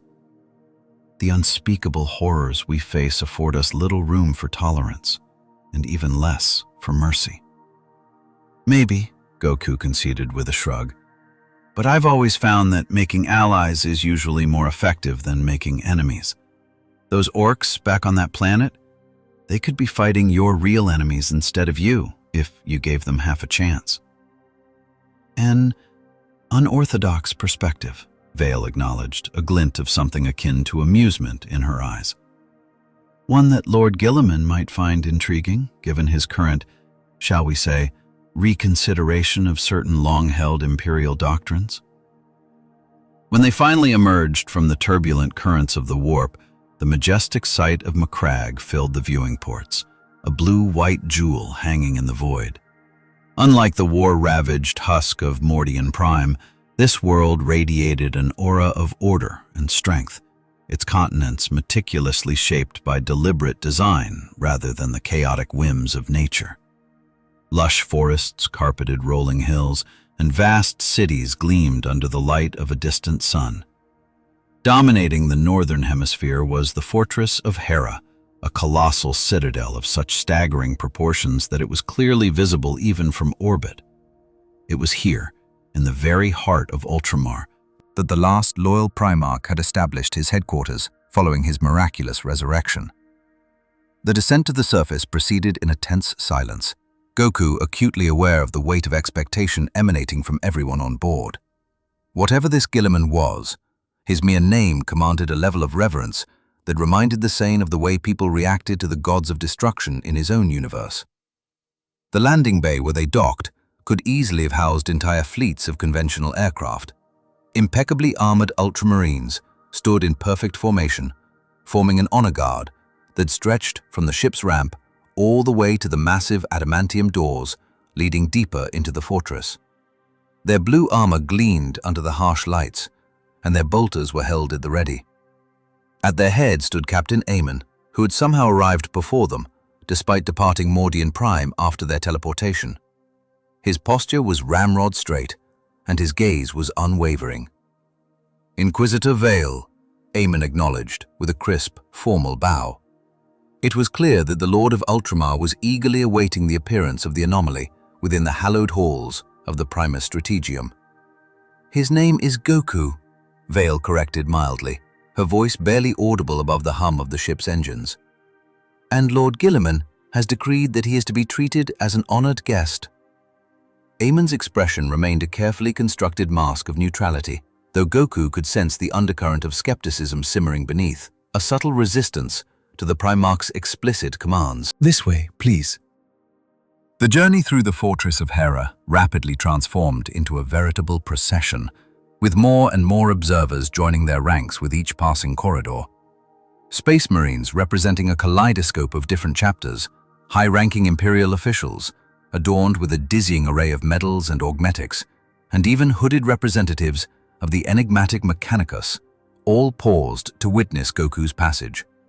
Their eyes followed him with a mixture of awe, curiosity, and suspicion. Their expressions were a study in stark contrasts, ranging from simple curiosity to outright hostility, a palpable tension hanging heavy in the air. Whispers echoed through the corridors, speculating about his origins and his purpose. Finally, they arrived before a set of doors so impossibly colossal that even Titans might have utilized them as a primary entrance. Inscribed with the sweeping history of Ultramar in gleaming gold relief, each scene a miniature saga, they swung open silently despite their immeasurable weight, revealing the chamber beyond. The Primus Strategium was nothing short of a cathedral dedicated to the art of war. Massive hololithic displays showcased conflicts raging across 100 different worlds, each battle a swirling vortex of data and strategic projections. The air thrummed with the energy of countless calculations and simulations.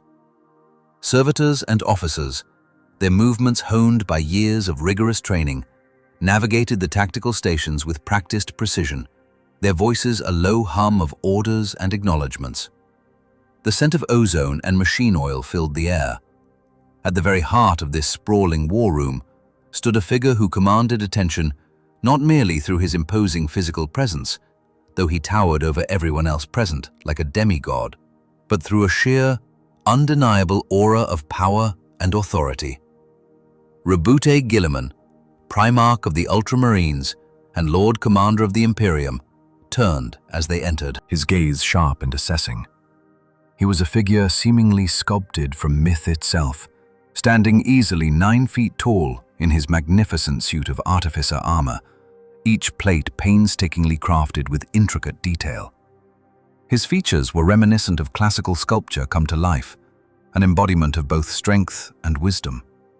He radiated an aura of authority so potent that Goku had rarely encountered its equal, not even amongst the gods of destruction. "So," the Primarch began, his voice resonant yet precise, each word carrying the unmistakable weight of command. "This is the being who banished Mortarion." Golden eyes, pools of ancient knowledge and strategic brilliance, studied Goku with penetrating intelligence. He seems rather unassuming for such a feat. Goku met the Primarch's unwavering gaze directly, neither intimidated nor overly impressed. "You'd be surprised how often people tell me that right before a fight." A murmur of shock rippled through the assembled officials at such casual address towards the Imperial Regent, the man who held the very fate of humanity in his hands. But Guilliman's expression remained inscrutable, betraying only thoughtful interest. "Indeed," the Primarch replied, a hint of amusement coloring his voice. "Appearances are seldom reliable indicators of capability. Come, let us speak more privately." He gestured towards a side chamber, a subtle motion that dismissed the gathered officials with an unspoken command. Only Inquisitor Vale remained, trailing at a respectful distance, as Guilliman led Goku towards a space that, while still massive by human standards, offered a modicum of privacy for their conversation. "I have reviewed the reports from Mordian Prime," Guilliman began, once they were seated, the Primarch occupying a reinforced throne specifically designed to accommodate his massive frame. Goku, settling into a chair that would have suited a high-ranking Imperial official. "Your arrival has created quite the disruption in the Imperium's carefully ordered systems." "Sorry about that," Goku replied with genuine contrition. "I didn't exactly plan to come here." "No, I suspect not," Guilliman agreed. "Inquisitive Vale informs me that you claim origin from another universe entirely, one with rather different metaphysical underpinnings than our own." "That's right," Goku confirmed. Where I come from, we don't have this warp energy that's everywhere here. We have key life energy that flows through all living things.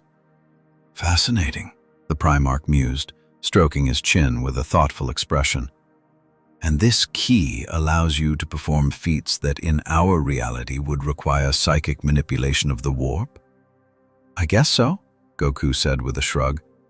Though my techniques work differently, your psychic powers seem connected to emotions and willpower. Ki is more about harmony between mind, body, and spirit. Gilliman leaned forward slightly, his interest clearly piqued. And this energy proved anathema to Mortarian's demonic form. It banished a demon Primarch when even our most potent anti-warp weapons often merely drive such entities back temporarily. It seemed to burn away the corruption in him, Goku explained, recalling the battle. Like his form couldn't stay together when faced with pure life energy. Remarkable. Gilliman sat back, his expression contemplative. If this could be replicated or even studied.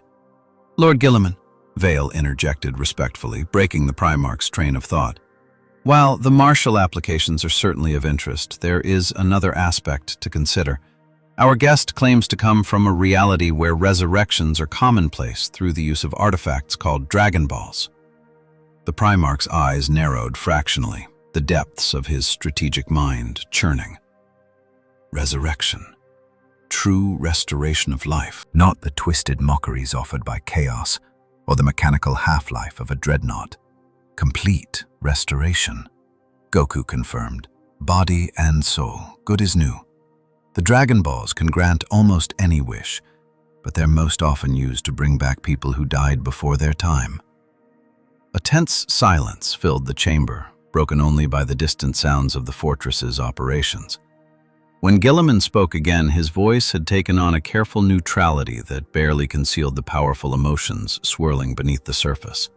In 10,000 years of Imperial history, he said, through all our technological mastery and psychic achievement, true resurrection has remained beyond our grasp. Even my own return required the combined efforts of Archmagus Call and the Eldar goddess Isha, and I returned to a galaxy fallen so far from what my father envisioned that at times I question whether the effort was worthwhile. Goku sensed the immense weight behind those words, the ancient grief that seemed to surround the Primarch like an invisible cloak. In my world, he said gently, death isn't always the end. I've died twice myself and came back stronger each time. To die and return, Gilliman murmured, his gaze distant, lost in the echoes of the past. To have a second chance, not just for oneself, but for all those lost. He refocused on Goku with sudden intensity. These Dragon Balls, could they exist in our reality? Could they be created or summoned? Goku frowned thoughtfully. I'm not sure. They were created by Kami, who was originally a Namekian. I don't know if your universe has Namekians, or if the same principles would work here with this warp energy complicating things, but it might be possible. Gilliman pressed, a terrible hope kindling in his golden eyes. Maybe, Goku allowed, though trying to make Dragon Balls here might have consequences I can't predict. The ones back home have limitations to maintain balance. Without those safeguards, such power would inevitably be corrupted. Vale interjected softly. If chaos were to gain access to wish-granting artifacts of such magnitude, the results would be catastrophic. Gilliman acknowledged the warning, the brief flame of hope subsiding. Even the attempt might draw the attention of the ruinous powers. You are wise to counsel caution, Inquisitor. He turned back to Goku.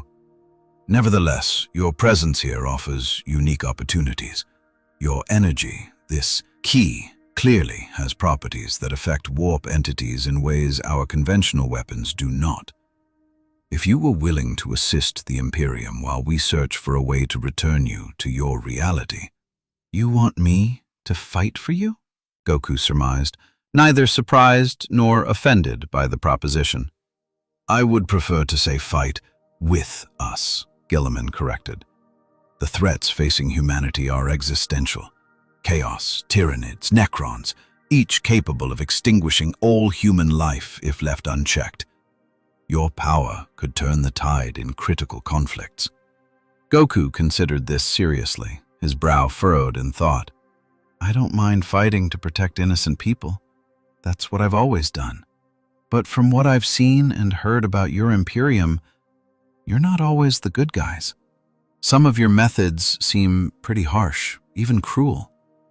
The Imperium is flawed, Gilliman acknowledged with surprising candor. Its institutions have calcified over 10 millennia, becoming, in many cases, the very opposite of what my father intended. I have spent every moment since my return attempting to reform what can be reformed, to steer humanity back towards a more enlightened path. But 10,000 years of dogma cannot be undone in a few short decades. So, you're trying to make things better, Goku said, studying the Primarch with renewed interest. That's something I can get behind. But I won't participate in anything that targets innocent people, no matter who gives the orders. Define innocent, Vale challenged, her voice sharp and analytical. Would you consider Xenos innocent? Abhumans, psychers? I judge by actions, not by what someone is, Goku replied firmly, his gaze unwavering. Those orcs on Mordian Prime, they respected strength and wanted good fights, but they were willing to hold back when I asked them to. That counts for something in my book. Gilliman exchanged a glance with Vale, some unspoken communication passing between them. Your moral perspective is refreshingly straightforward, the Primarch said finally. Perhaps there is wisdom in such clarity. Very well. I will not ask you to compromise your principles. Fight only where you deem the cause just. I can work with that, Goku agreed with a smile. And in return, you'll help me find a way back to my universe. The Imperium will devote significant resources to the endeavor, Gilliman confirmed. Though I must warn you, interdimensional travel beyond the confines of the warp remains theoretical at best. It may take considerable time. That's okay, Goku said, his natural optimism reasserting itself. In the meantime, I can train, get stronger, and help out where it makes sense. This universe has some pretty powerful fighters I haven't faced before. Indeed, Gilliman agreed, a ghost of a smile touching his perfect features. Though I would caution against seeking battle with certain entities purely for the challenge. The gods of chaos are not opponents to be faced for sport. Fair enough, Goku conceded. I've learned that lesson before with Beerus. Some fights aren't worth picking unless absolutely necessary. The conversation continued for hours, ranging from tactical considerations to metaphysical discussions of ki versus psychic energy. Gilliman proved a keen listener, absorbing Goku's explanations of his techniques and abilities with the analytical precision of the supreme strategist he was. In turn, the Primarch provided more context about the Imperium, its history, and the existential threats it faced. He spoke of the Emperor, describing a being of such power and foresight that even Goku found himself impressed, yet also troubled by the dogmatic worship that had risen around her. The figure, according to Gilliman, had explicitly rejected any notion of divinity. Your father sounds a bit like the Kais from my universe, Goku remarked, scratching his head thoughtfully.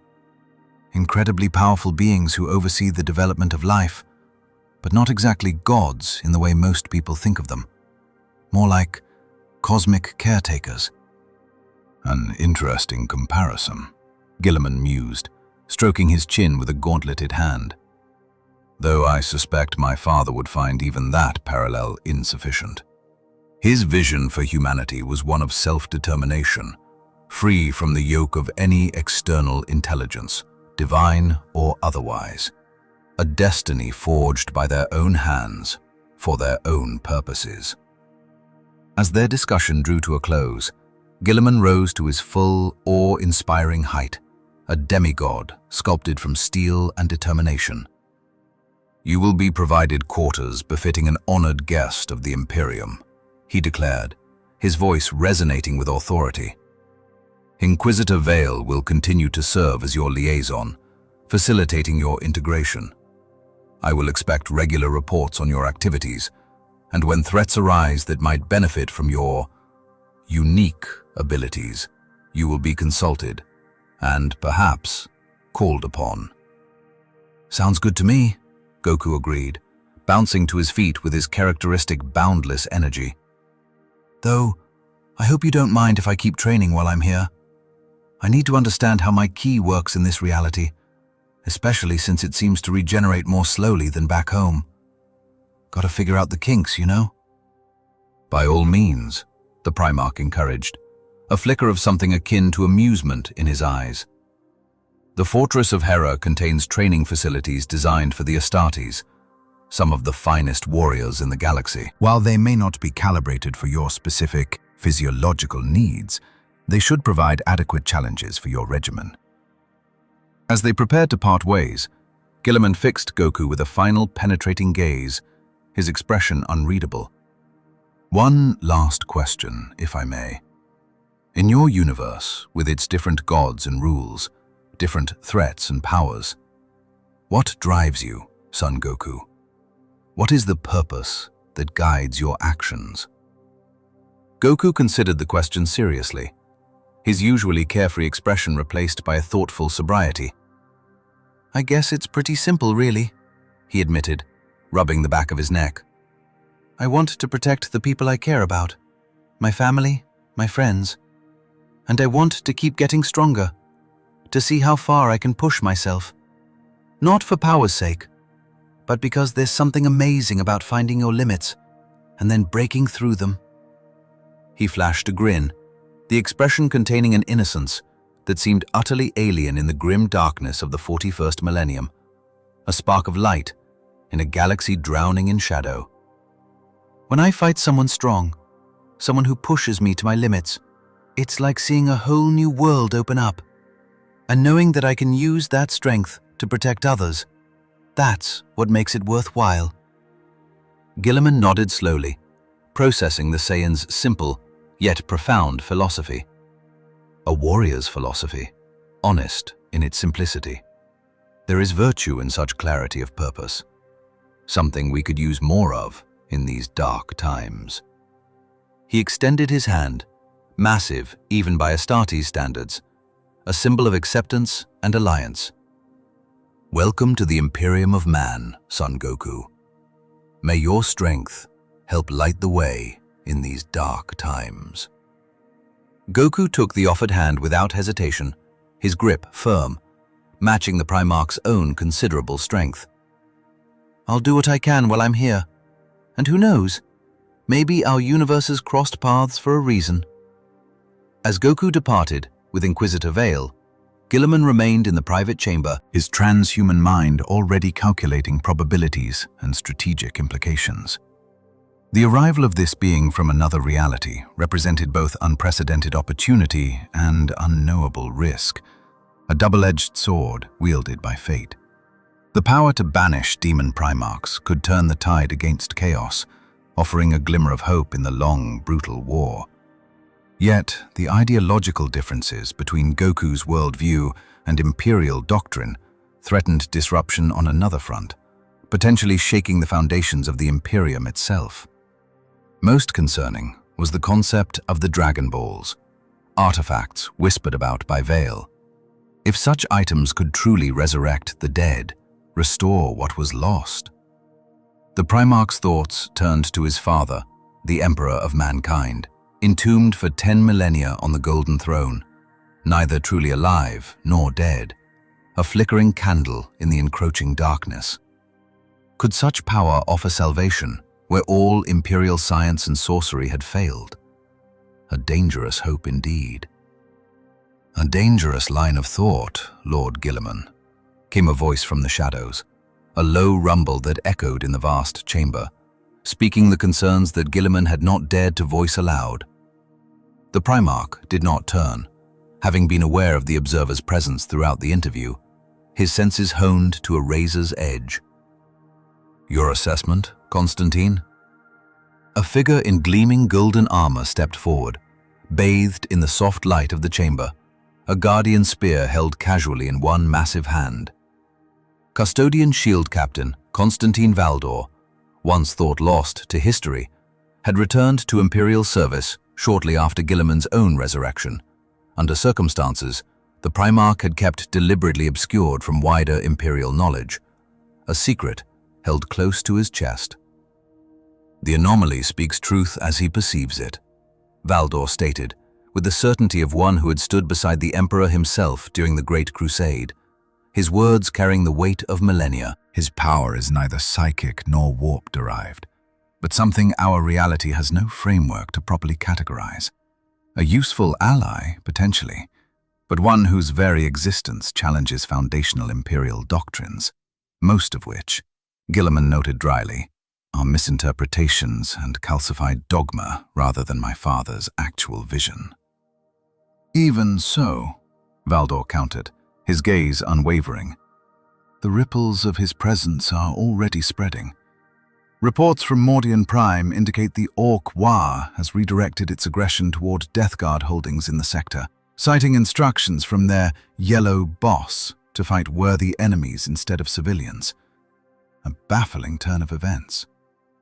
Guilliman's eyebrows rose fractionally, a flicker of surprise crossing his face. An unexpected development, and not an unwelcome one, strategically speaking. The Orcs, unwittingly, becoming a bulwark against chaos.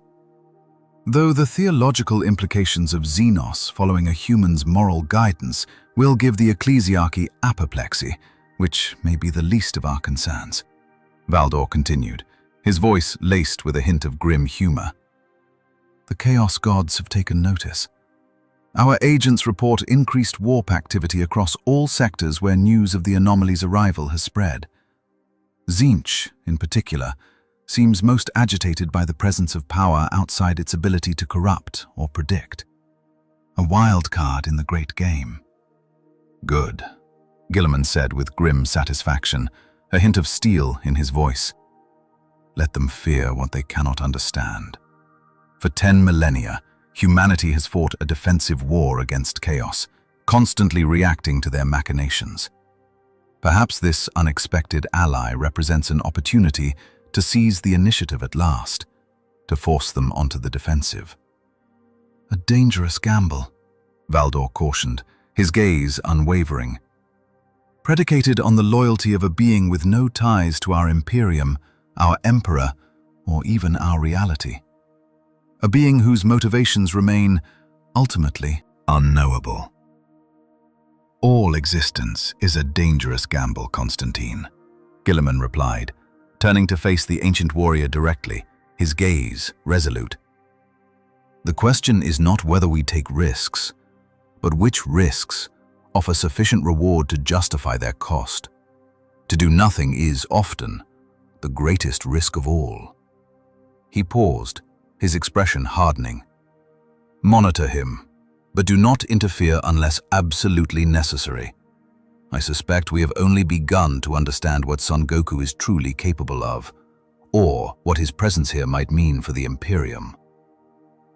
As night fell over the fortress of Hera, Goku stood on a balcony overlooking the ordered splendor of Macragge, the jewel of Ultramar.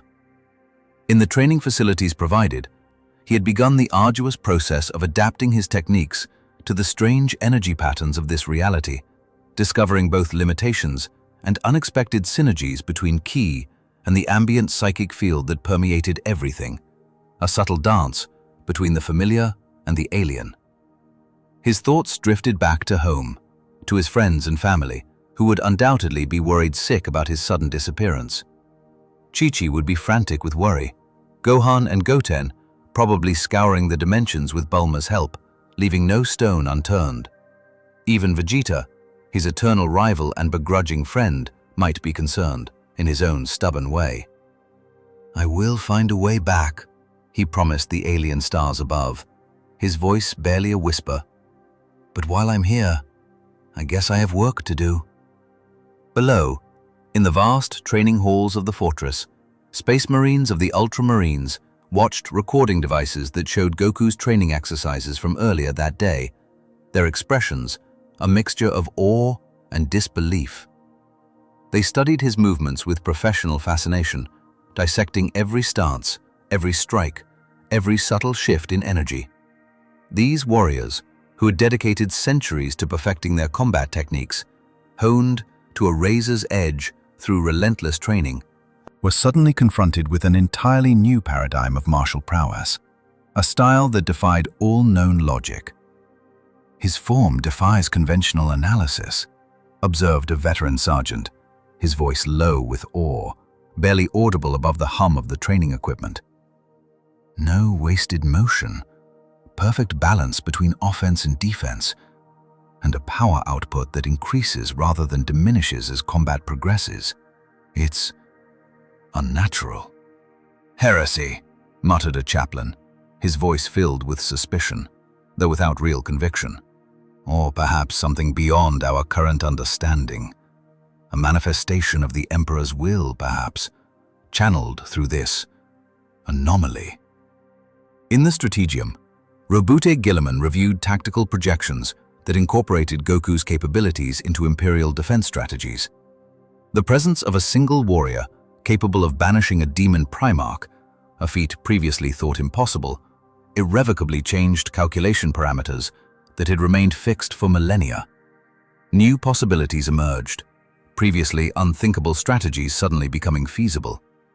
Offensive operations that had previously been deemed suicidal entered the realm of possibility. The entire strategic landscape had been redrawn. And in the depths of the Imperium, in realms beyond mortal comprehension, the Chaos Gods took notice. Entities of such cosmic power rarely concerned themselves with individual mortals.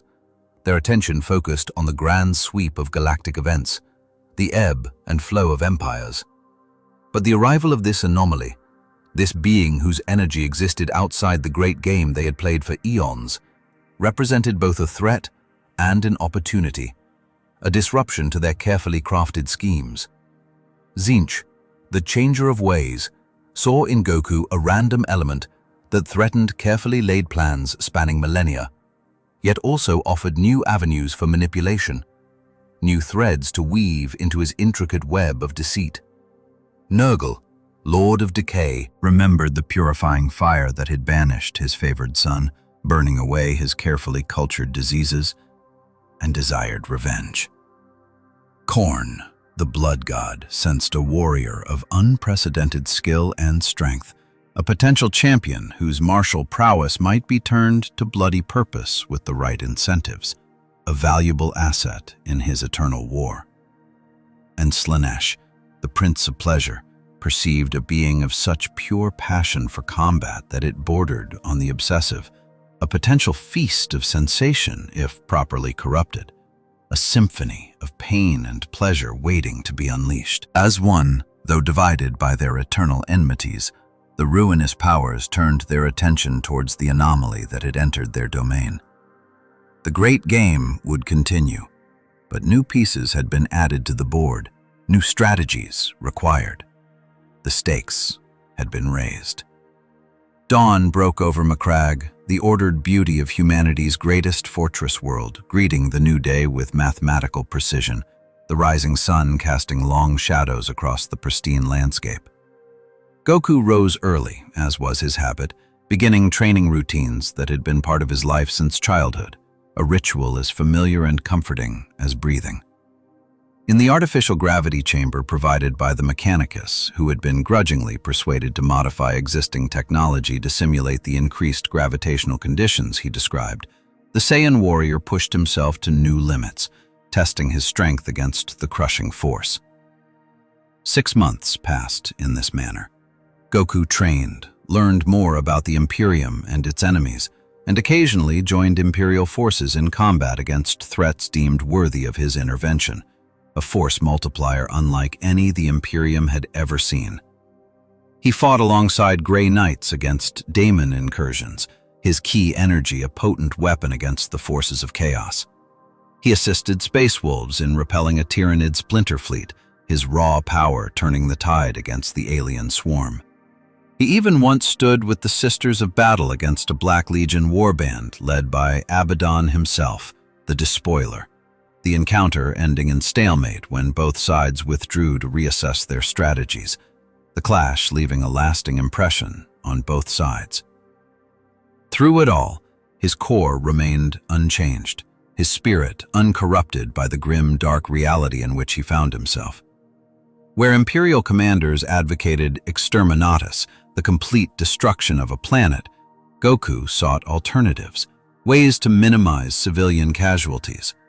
Where Inquisitors demanded purges, the wholesale slaughter of populations deemed heretical, he suggested discrimination between actual threats and those who merely appeared different, challenging the Imperium's rigid and often brutal doctrines. His perspective, fundamentally rooted in a philosophy of self-improvement and unwavering optimism, remained utterly alien to the grim pragmatism of Imperial doctrine, a beacon of hope in a galaxy consumed by despair. Yet, with increasing frequency, battle-hardened commanders, facing impossible odds and Pyrrhic victories, found themselves grudgingly considering the unorthodox Goku approach, recognizing the value of his compassion and his unwavering belief in the potential for good. On a blighted world of Mordian Prime, for example, the rampaging Orc War, nominally under the command of their particularly brutal yellow boss, had unexpectedly become a crucial, if unpredictable, buffer against the relentless tide of chaos incursions. The Greenskins, driven by their primal instinct for a good fight, were instinctively drawn to the festering battlefields where the Death Guard sought to establish their loathsome footholds in the sector, a brutal but effective stalemate. Imperial commanders, their faces etched with a mixture of disbelief and reluctant appreciation, observed this unlikely alliance with cautious hope. Some even began to tentatively implement strategies that subtly directed, rather than simply opposed, Orc expansion, carefully manipulating the Greenskins' bloodlust to their advantage, a delicate dance between control and chaos. The Adeptus Mechanicus, meanwhile, sequestered within their heavily fortified forge worlds, studied ancient recordings of Goku's key techniques with a fascination bordering on religious zealotry, convinced that his power was a manifestation of the machine god's divine will. They meticulously dissected the mechanics of his key manipulation, dubbing the raw energy Spirit Vite, and declaring it a previously unknown manifestation of the machine god's divine will, a hidden blessing revealed to the Omniscience priesthood. Frantic efforts to technologically replicate these techniques met with only limited success, the ethereal nature of ki proving stubbornly resistant to scientific analysis. However, certain unexpected breakthroughs in force field harmonics and energy weapon efficiency did emerge from the research, providing a rare glimmer of innovation in the Imperium's stagnant technological landscape, a spark of progress in a sea of stagnation. It was during this fleeting period of relative stability, a momentary respite in the endless galactic war, that the pattern irrevocably changed, the delicate balance disrupted by forces beyond their control. Goku, weary from constant battles and the oppressive atmosphere of this brutal reality, had retreated into meditative seclusion, attempting to attune himself to the strange, discordant energy flows of this universe, to find some semblance of harmony amidst the chaos, a moment of peace in a galaxy at war. Suddenly, a faint ripple passed through the fabric of space-time, an almost imperceptible tremor in the cosmic tapestry. The sensation was both familiar and unsettlingly distorted, like hearing a loved one's voice through a crackling voxcaster, a whisper carried on the static of a dying star, a faint echo of a distant past. "Bulma," he murmured, his eyes snapping open, the image of his brilliant, headstrong friend filling his mind. "Is that you trying to reach me?" The disturbance intensified, a subtle but unmistakable feeling of something or someone searching across the impossible gulf of dimensions, probing at the boundaries of reality, a beacon in the dark. It wasn't the crude, destructive breach of a warp rift torn open by demonic forces, but a precise, almost surgical probing, guided by intellect and driven by determination, a sign of hope. The methodical approach reminded him strongly of Bulma's relentless pursuit of solutions, her unwavering refusal to accept defeat, her genius mind working tirelessly to solve the impossible. He reached out with his key, focusing his key, attempting to strengthen the tenuous connection, to make himself more detectable to whatever force was searching for him, to bridge the gap between universes. The effort drained him rapidly, his energy dissipating into the ravenous warp that surrounded everything in this reality. A cosmic predator, eager to consume any stray spark of power, a constant threat. But for a brief, glorious moment, contact was established. Images flashed through his mind, fragmented and fleeting. Bulma hunched over her complex computers, dark circles under her eyes betraying sleepless nights, fueled by caffeine and unwavering hope. Her genius burning brighter than ever. Vegeta, his eternal rival and begrudging friend, pushing himself to the absolute limit in the gravity chamber, training with such ferocious intensity that blood flowed freely from reopened wounds, his Saiyan pride driving him forward. Gohan, his gentle son, poring over ancient texts and forbidden lore, seeking mystical solutions where science faltered, searching for a loophole in the laws of reality, his kind heart refusing to give up hope. His family, his friends, united in their desperate effort to find him, to pull him back from the brink of oblivion, a testament to the power of friendship and love. Then the connection broke, shattering like fragile glass, leaving Goku gasping on the cold, metallic floor of his chambers, sweat pouring down his face, as if he had fought a desperate battle for hours, rather than simply attempted a moment of communication. The silence deafening. "They're looking for me," he said aloud, his voice trembling with a mixture of exhaustion, hope, and renewed determination. "They know I'm alive, just lost." He immediately reported the extraordinary experience to Inquisitor Vale, his words tumbling out in a rush of excitement, his hopes soaring. Vale, recognizing the potential significance of this revelation, immediately escalated the information to Lord Commander Guilliman himself, understanding the gravity of the situation. Within hours, Goku stood once more before the Primarch, the giant warrior listening with unwavering focus as Goku recounted the details of the momentary contact, the glimpse he had caught of his home reality, his voice filled with urgency. "This represents our first concrete evidence that a return to your reality may be possible," Guilliman observed, his tactical mind already calculating the potential implications, assessing the strategic value of such a discovery. "If your associates possess technology capable of detecting your cross-dimensional boundaries, perhaps a collaborative effort might significantly accelerate our own research into interdimensional travel, opening up new possibilities for the Imperium." "If I could just get a message to them," Goku said eagerly, his voice laced with urgency, desperate to reconnect with his loved ones. "Let them know what kind of universe I'm in. Bulma might be able to figure out a way to create a stable portal or something." "A message?" Guilliman mused, stroking his chin in thought, his mind racing. "Perhaps that might be arranged. The Librarius has been studying your key energy for months now, attempting to understand its properties and potential applications. There may be a way to amplify your next attempted contact, to create a moment of clarity sufficient for meaningful communication." Within days, preparations were complete. In a hidden chamber, deep within the fortress of Hera, a bastion of Imperial might, surrounded by layers of psychic wards and cutting-edge technological marvels, reluctantly loaned by the ever-suspicious Mechanicus, Goku sat cross-legged at the center of a complex array of arcane devices, his heart pounding with anticipation. Around him, a circle of librarians, clad in their cerulean power armor, maintained a psychic shield, protecting the delicate operation from the ravenous warp predators inevitably attracted to such a concentrated burst of energy, a bulwark against the darkness. "Remember," Chief Librarian Tigerius instructed, his voice strained with the effort of maintaining the psychic barrier, sweat beading on his brow. "You will have perhaps 30 seconds of coherent contact, if all goes well.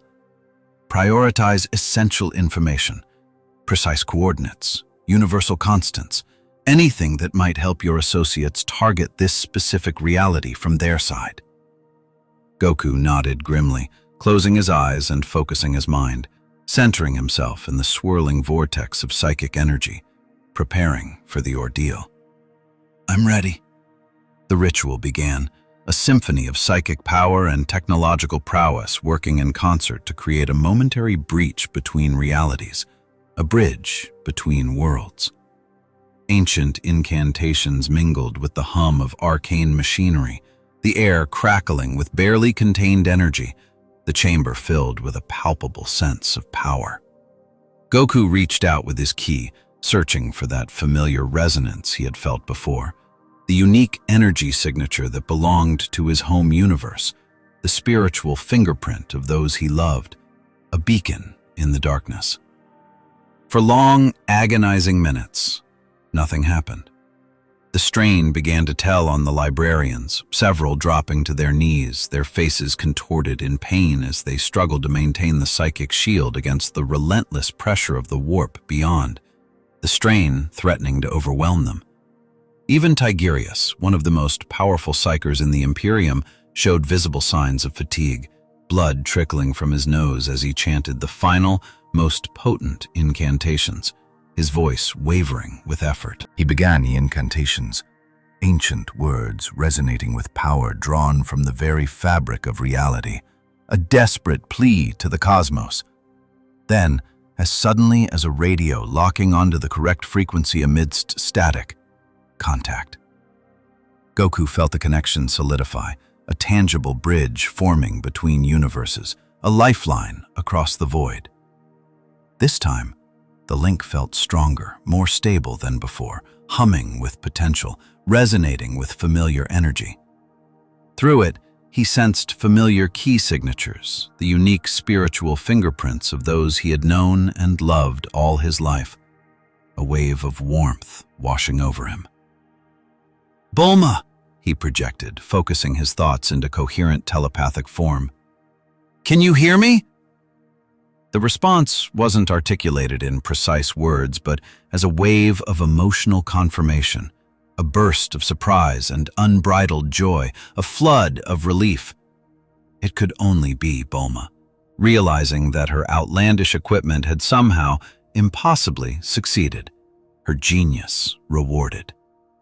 Quickly, Goku sent images and concepts, a torrent of pure thought and memory, trying to convey the unbelievable nature of the universe where he was trapped, the horrors that lurked in the shadows.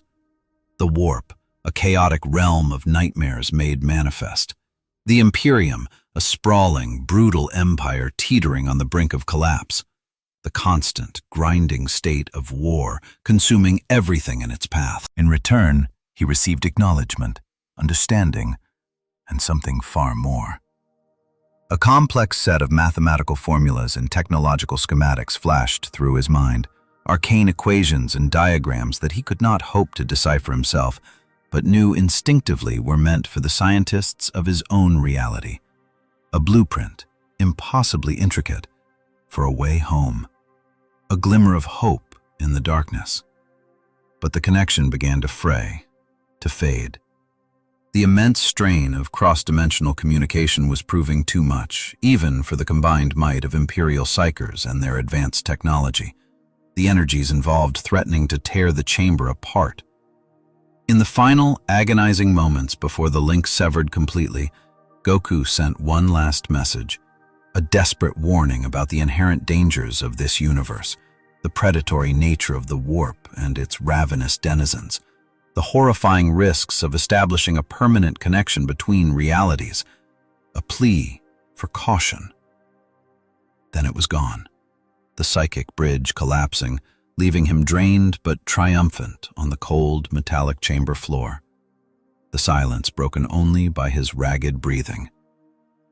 "It worked," he gasped, looking up at Tigurius, his voice hoarse. "She understood, and she sent something back. Information about how to build some kind of dimensional gateway." The precious data, extracted from Goku's memory through carefully controlled psychic techniques, was immediately turned over to the Adeptus Mechanicus for analysis, their minds buzzing with anticipation. The alien technology described was unlike anything the tech priests had ever encountered, operating on principles that seemed to bypass the warp entirely, creating direct bridges between quantum realities with a precision that defied the Imperium's understanding of physics, a paradigm shift in their understanding of the universe. Weeks bled into months as the Mechanicus labored tirelessly to understand and reproduce the alien science, their efforts consuming all available resources. Goku continued his training, honing his skills, and made occasional interventions in Imperial conflicts, assisting where he could, his power a welcome addition to the Imperium's arsenal. But now there was an end in sight, a concrete hope of return rather than vague, impossible possibilities, a light at the end of the tunnel. It was during this period of cautious optimism that the Chaos Gods made their move, their plans unfolding with insidious precision. They had observed the anomaly, this strange being from another reality, for sufficient time to understand its nature, if not fully control it, their gaze never wavering. They determined that such power, a force existing outside their dominion, could not be allowed to remain free of their influence, nor could it be permitted to escape their grasp entirely, a prize too valuable to lose. The attack came not as a conventional invasion, a direct assault on the Imperium's defenses, but as a subtle, insidious corruption of the very project meant to send Goku home, a betrayal from within. Deep within the sprawling forge world of Ryza, where the dimensional gateway was under construction, a tech priest with high-level access, a man of unwavering faith and meticulous logic, fell prey to whispers in the dark, his mind twisted by unseen forces. Minor alterations to the design, seemingly inconsequential changes to material specifications, gradually transformed the gateway from a means of interdimensional travel into something far more sinister. A beacon for chaos, a tear in the fabric of reality itself, a portal to damnation. On the day of the device's activation, Goku stood before the massive technological ring, hope blazing in his heart, his spirit soaring. After nearly a year in the grim darkness of the 41st millennium, he would finally return to the vibrant brightness of his own reality, to the family and friends who waited for him, his long journey coming to an end. High Lords of Terror had gathered to witness the momentous event, their faces etched with anticipation, along with Guilliman himself, the Primarch recognizing the strategic importance of establishing friendly contact with a universe whose martial capabilities might prove invaluable allies against the existential threats facing the Imperium, a partnership that could change the fate of the galaxy. "Calculations are complete," announced Archmagos Dominus Icarus, his mechadendrites writhing with barely suppressed anticipation, his voice echoing through the chamber. "Activation sequence commencing in 3, 2, 1. Energy surged through the gateway, building to a crescendo, the air crackling with power. A whirling vortex formed at its center, resembling a warp breach, yet lacking the immediate, malevolent corruption inherent in such tears in reality, a deceptive facade. Through it, Goku sensed something familiar, a comforting presence amidst the swirling chaos, a beacon of hope. The distinctive energy pattern of his home universe, beckoning him forward. "It's working," he said, turning to Guilliman with a genuine smile, his eyes shining with relief. "I can feel it. That's definitely my reality on the other side." The Primarch nodded, his expression a carefully controlled mask that betrayed none of the complex emotions beneath, his mind racing with possibilities and dangers. Over the months, he had come to value not just Goku's martial prowess, but his unique perspective, so unlike the dogmatic thinking that had calcified imperial doctrine over 10 millennia, a breath of fresh air in a stagnant empire. "Then it is time for farewells," Guilliman said, extending his massive hand. "The Imperium owes you a debt, Son Goku. Know that you will be remembered in the annals of mankind's history, though those records may become distorted over time, as all legends do, fading into myth." Goku shook the offered hand, his grip matching the Primarch's own strength, a silent acknowledgement of their shared respect. "Thanks for everything. Your Imperium has a lot of problems, but it also has good people trying their best. I hope you can build something better from it eventually." As Goku turned back to the gateway, preparing to step through to home, a subtle, almost imperceptible shift occurred in the energy pattern, a wrongness that only his highly attuned ki senses detected, a discordant note in a familiar melody, a darkness suddenly underlying the familiar resonance, like finding poison in a favorite meal, a subtle but deadly betrayal. "Wait!" he said, raising his hand in warning, his instincts screaming danger. "Something's not right." Too late. The gateway's energy signature transformed completely, the shift sudden and dramatic, the vortex darkening from a brilliant blue-white to a sickly, pulsating purple, as Xenosyn corruption manifested fully, the Chaos God's influence permeating everything. The carefully regulated dimensional bridge collapsed, replaced by a direct, unfiltered connection to the crystal labyrinth of the Changer of Ways himself, a portal to madness. Through this newly formed breach poured entities of such mind-bending geometries and alien forms that mortal observers fell to their knees, blood pouring from their eyes and ears as sanity fled, unable to comprehend the horrors before them, their minds shattered by the sheer alienness of it all. Lords of change riding discs of Xenos, packs of gibbering blue horrors, and flamers of Xenos casting multicolored streams of warp fire, all wreaking havoc, their laughter echoing through the chamber. And at their center, an entity of such cosmic power that reality itself seemed to buckle and twist around its monstrous form. "I am Kairos Fate Weaver," the greater demon announced. Its two heads, each a grotesque parody of thought, spoke in a discordant, unsettling harmony, a first in its twisted existence. "And I bring tidings from the architect of fate, Xenos himself. Your presence has been noted, Son Goku, your power meticulously assessed. You shall not depart this reality, but serve as the Changer's instrument in the grand, unfolding game." Guilliman, ever vigilant, reacted with transhuman speed honed over centuries of warfare and command. The Emperor's sword, a beacon of hope and righteous fury, flared to life in his hand as he moved with practiced grace to interpose himself, a bulwark against the demonic incursion, shielding the gathered Imperial dignitaries from the immediate threat.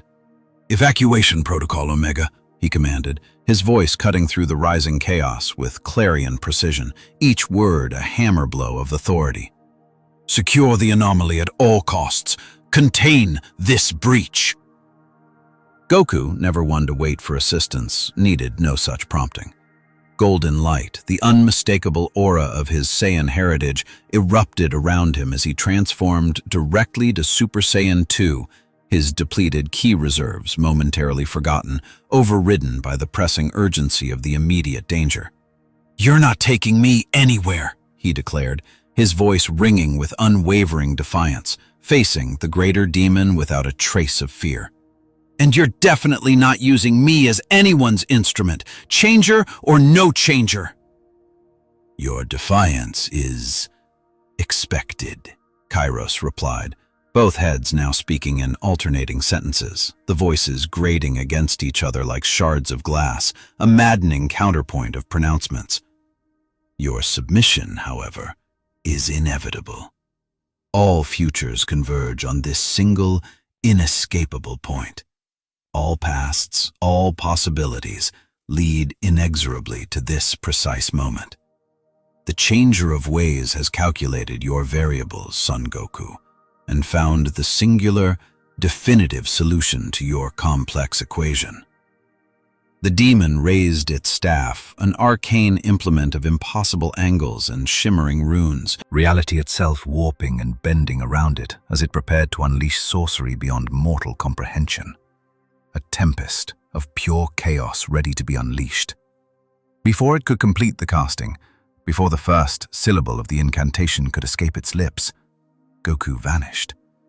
Moving faster than even demonic senses could track, exceeding the limitations of perception itself, he reappeared directly before Fateweaver, fist already in motion, a blur of motion and intent, enhanced by ki concentrated to its maximum, unimaginable density. The punch connected with the greater demon's primary head, a thunderclap echoing across the chamber as it shattered arcane protections, dispelling wards of ancient and terrible power and sending the entity tumbling backward through its own hastily opened portal, a swirling vortex of unimaginable energies.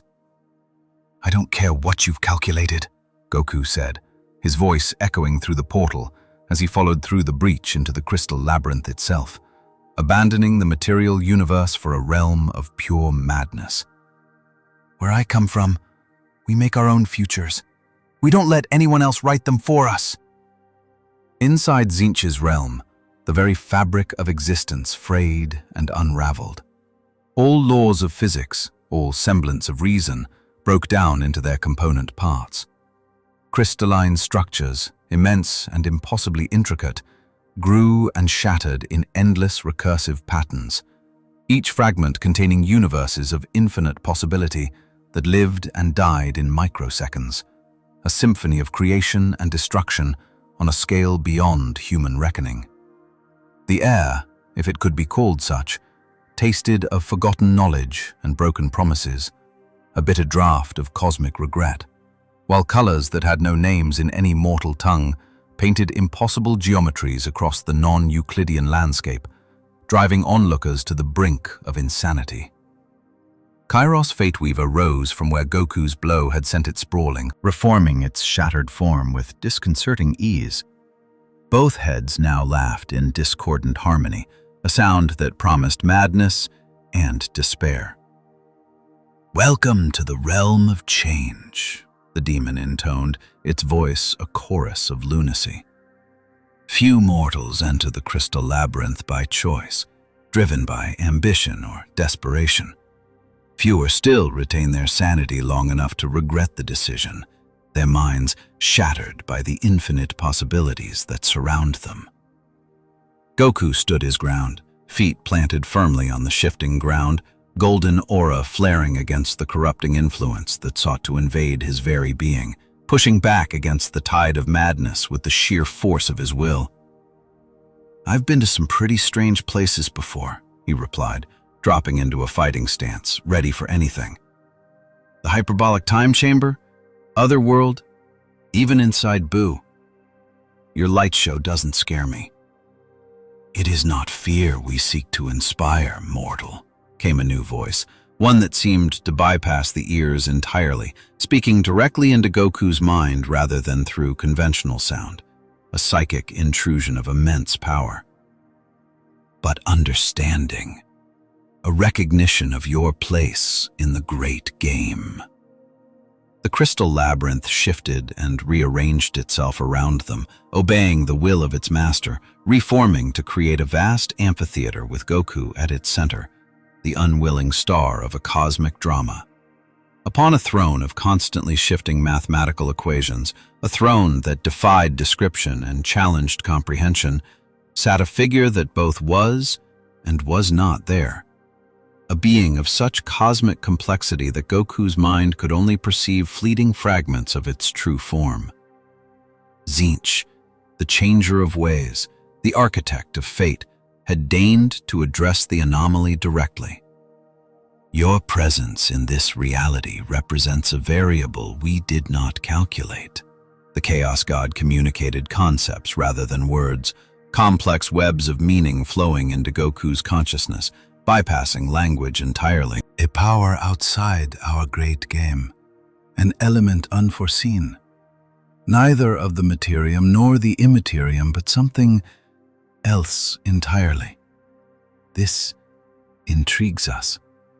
Goku raised his guard higher, sensing the immense power before him, a force beyond comprehension, greater even than Beerus or Whis, though fundamentally different in nature.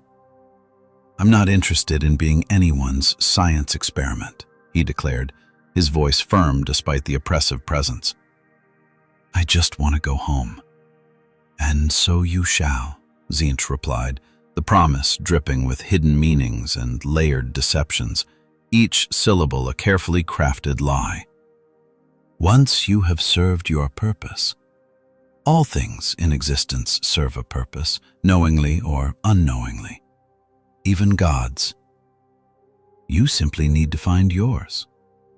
The crystal labyrinth shimmered, the veil between realities thinning, and suddenly Goku saw not just Tzeentch, but the other chaos gods as well, each confined to their own realm yet connected through the great ocean of the warp, a swirling vortex of psychic energy and raw emotion. Korn, upon his skull throne, surrounded by mountains of skulls and rivers of blood, Nurgle tending his garden of plagues, a festering paradise of disease and decay. Slaanesh lounging amidst pleasures beyond mortal comprehension, a sensory overload of sensation and excess. All watching this exchange with predatory interest, their gazes like razors cutting through his soul. "You have entered the realm of gods," Tzeentch continued, its voice a silken whisper in his mind. "Here, we offer you what mortals have sought since first they gazed upon the stars. Godhood itself. Your power, already formidable, could be expanded exponentially. Your understanding, limited by mortal perception, could encompass all knowledge across all realities." The offer rippled through the crystal labyrinth, each fragment showing Goku a different vision of himself ascended to divine status. In one, he stood triumphant over Beerus and Whis, the gods of destruction and angels bowing before his superior might, acknowledging his dominance. In another, he reunited with his family, eternal and unchanging, free from the ravages of time and death, a paradise of unending peace. In a third, he faced opponents of such cosmic power that the battles reshaped galaxies, tearing holes in the fabric of reality itself, providing the ultimate challenge his Saiyan heart secretly craved. "All I have to do is serve you," Goku surmised, seeing through the deception to the core bargain beneath, recognizing the Faustian pact being offered. "Become your weapon against your enemies, a pawn in your eternal game." "A crude simplification," Tzeentch replied, its voice tinged with amusement. "But essentially correct. Your service need not be eternal, merely until the great game reaches its next phase. A millennium or two, hardly significant against the backdrop of infinity. A blink of an eye in the grand scheme of things." Goku closed his eyes, centering himself amidst the chaos of conflicting realities and insidious temptations, drawing on his inner strength to resist the lure of power. When he opened them again, his resolve had hardened, his ki stabilizing against the corrupting influence of the warp, his will a beacon in the darkness. "I've met gods before," he said simply, his voice devoid of fear. "Good ones, bad ones, and those in between. The real ones never tried to bribe me or trick me into serving them. They earned respect through their actions, not their powers." He began to gather energy, his aura intensifying as he pushed beyond Super Saiyan 2, approaching the limits of what his body could handle in this reality, pushing back against the boundaries of possibility. "Whatever you are, you're not the kind of God I'd ever serve. You feed on suffering and corruption. You're parasites, not creators. Rage rippled through the crystal labyrinth as Tzeentch's offers were rejected, the air crackling with barely contained fury. The visions shattered, replaced by nightmarish scenes of torture and corruption, intended to break Goku's will through fear where temptation had failed, a psychological assault of unimaginable cruelty. "Then you shall be broken," Tzeentch declared, all pretense of benevolence vanishing, replaced by a cold, calculating rage.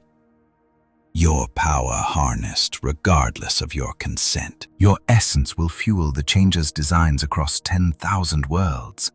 Your very being will become a tool for our amusement." Kiros Fateweaver moved to restrain Goku, its staff crackling with energies capable of rewriting the target's very existence, unraveling his soul and remaking him in the changer's image. Lesser demons materialized from the crystalline structures, thousands upon thousands surrounding the Saiyan warrior in an inescapable tide of warp entities, a suffocating wave of madness and malice. Goku looked at the approaching horde, then up at the ever-shifting form of Tzeentch itself, the embodiment of chaos and deception. A smile crossed his face, not of fear or resignation, but of genuine excitement. A warrior relishing the challenge. "You know," he said conversationally, as if discussing the weather, "where I come from, we have a technique for situations like this. When you're trapped and outnumbered, when there's no way out through conventional means. It's a real lifesaver." His aura began to pulse rhythmically, golden light compressing around him, drawing inward rather than expanding outward, a singularity of pure energy. The crystalline structures nearest to him cracked under the pressure, reality itself straining at its seams as energy of an entirely foreign nature concentrated in a single point, defying all comprehension. "It's called instant transmission," Goku explained, placing 2 fingers to his forehead, focusing his mind with unwavering concentration. "Normally, I need to lock onto a key signature to use it, but right now, I'm focusing on something different. Not a person or a place, but a concept, an idea." The compression reached its peak, the energy reaching critical mass. Goku's form beginning to blur, flickering in and out of existence as the technique initiated, bending space and time to his will. Tzeentch's realm twisted and contorted around him, the Chaos God extending metaphysical tendrils to prevent the escape, grasping at the escaping energy, but finding it impossible to grasp or control, a force beyond its understanding. "Home," Goku said simply, his voice resonating with the power of his intent. "That's my anchor. Not a specific location, but the idea itself. Family, friends, the place where I belong, the people I need to protect." With those words, he vanished. Not in the conventional manner of instant transmission with its characteristic pop and displacement of air, but in a more fundamental sense, his departure leaving a void in reality. It was as if Goku had never been in the crystal labyrinth at all, his existence retroactively erased from that specific point in space-time while continuing elsewhere, a paradox that defied logic. Tzeentch's rage echoed across the warp, a psychic scream that caused storms and mutations across 1,000 worlds, the fabric of reality shuddering under the force of its frustration. The Chaos God had been denied its prize, its calculations proven fallible, its absolute control over its own domain challenged by a mortal wielding power from beyond the boundaries of this universe, a stinging rebuke to its all-knowing nature. In the material realm, the corrupted gateway collapsed upon itself, the connection to Tzeentch's domain severed by Goku's departure, the portal imploding into nothingness. Guilliman and his forces had contained the demonic incursion, though at terrible cost, the chamber littered with the bodies of brave men and women who had given their lives to protect the Imperium. The Primarch stood amidst the carnage, the Emperor's sword dripping with ichor, the lifeblood of demons, as the last of the Tzeentchian entities dissolved back into warp energy, their screams fading into the ether. "The anomaly?" he asked a nearby librarian, his voice heavy with fatigue, the weight of command pressing down on him. The librarian, who had been monitoring Goku's psychic signature, his face pale and drawn, as if he had stared into the abyss and been forever changed. "Gone, my lord," the psyker replied, awe and confusion mingling in his voice, struggling to comprehend the impossible event he had witnessed. "Not destroyed. Not consumed, simply elsewhere. It is as if he found a path between universes that even the warp cannot follow, a secret route that defies our understanding." Guilliman nodded, both relieved and regretful. The alliance had been brief but productive, a fleeting glimpse of hope in the endless darkness. The Imperium had gained valuable insights from Goku's presence, new perspectives and techniques that might yet turn the tide in humanity's eternal struggle for survival. Knowledge gleaned from a warrior unlike any they had ever encountered. "Record everything," the Primarch ordered, his voice regaining its steely edge. "His techniques, his philosophy, his energy manipulation. Create training protocols based on his methods for the Librarius, and perhaps even standard Astartes conditioning. His physical presence may be gone, but his legacy can remain, a beacon to guide us in the darkness." As the cleanup began, servitors collecting data and tech priests analyzing the failed gateway technology, trying to decipher the arcane secrets of the warp, Guilliman found himself contemplating the anomaly's final words to him, spoken during their last private conversation before the activation attempt. Words that challenged his deepest beliefs. "Your father had the right idea," Goku had said, "trying to free humanity from gods and superstition. Where I come from, we've learned that gods aren't inherently worthy of worship just because they're powerful. Some are good, some are bad, but all of them should be judged by their actions, just like anyone else. Power doesn't automatically equal virtue." Heretical thoughts by Imperial standards, blasphemy punishable by death, yet they resonated with Guilliman's own private doubts and questions since his resurrection. A nagging unease that refused to be silenced. The Imperium had fallen so far from the Emperor's vision, becoming in many ways the very theocratic tyranny he had sought to prevent, a rigid and oppressive regime built on fear and superstition. Perhaps there was wisdom to be found in the anomaly's perspective. Not a rejection of the Emperor's divinity, but a more nuanced understanding of what such divinity truly meant. Not blind worship, but reasoned loyalty based on demonstrated worth, a commitment earned rather than demanded. A dangerous thought, but one he could no longer ignore. As the days became weeks and weeks became months, stories of the Golden Warrior spread throughout the Imperium, whispered in hushed tones in the darkest corners of the galaxy. On frontier worlds, Imperial citizens whispered of a protector who moved faster than light, whose fists could shatter demon Primarchs, a legend born of hope in a hopeless age. In Schola Progenium facilities, instructors incorporated apocryphal tales of the Key Master into their martial training, emphasizing the harmony of body, mind, and spirit that had made him so formidable, instilling a new level of discipline and focus in their students. The Inquisition attempted to suppress such accounts, declaring them potential heresy, purging any mention of the Golden Warrior from official records, but the stories persisted, spreading like wildfire through the oppressed masses, fueled by desperation and a longing for salvation. They offered something rare in the grim darkness of the 41st millennium: hope.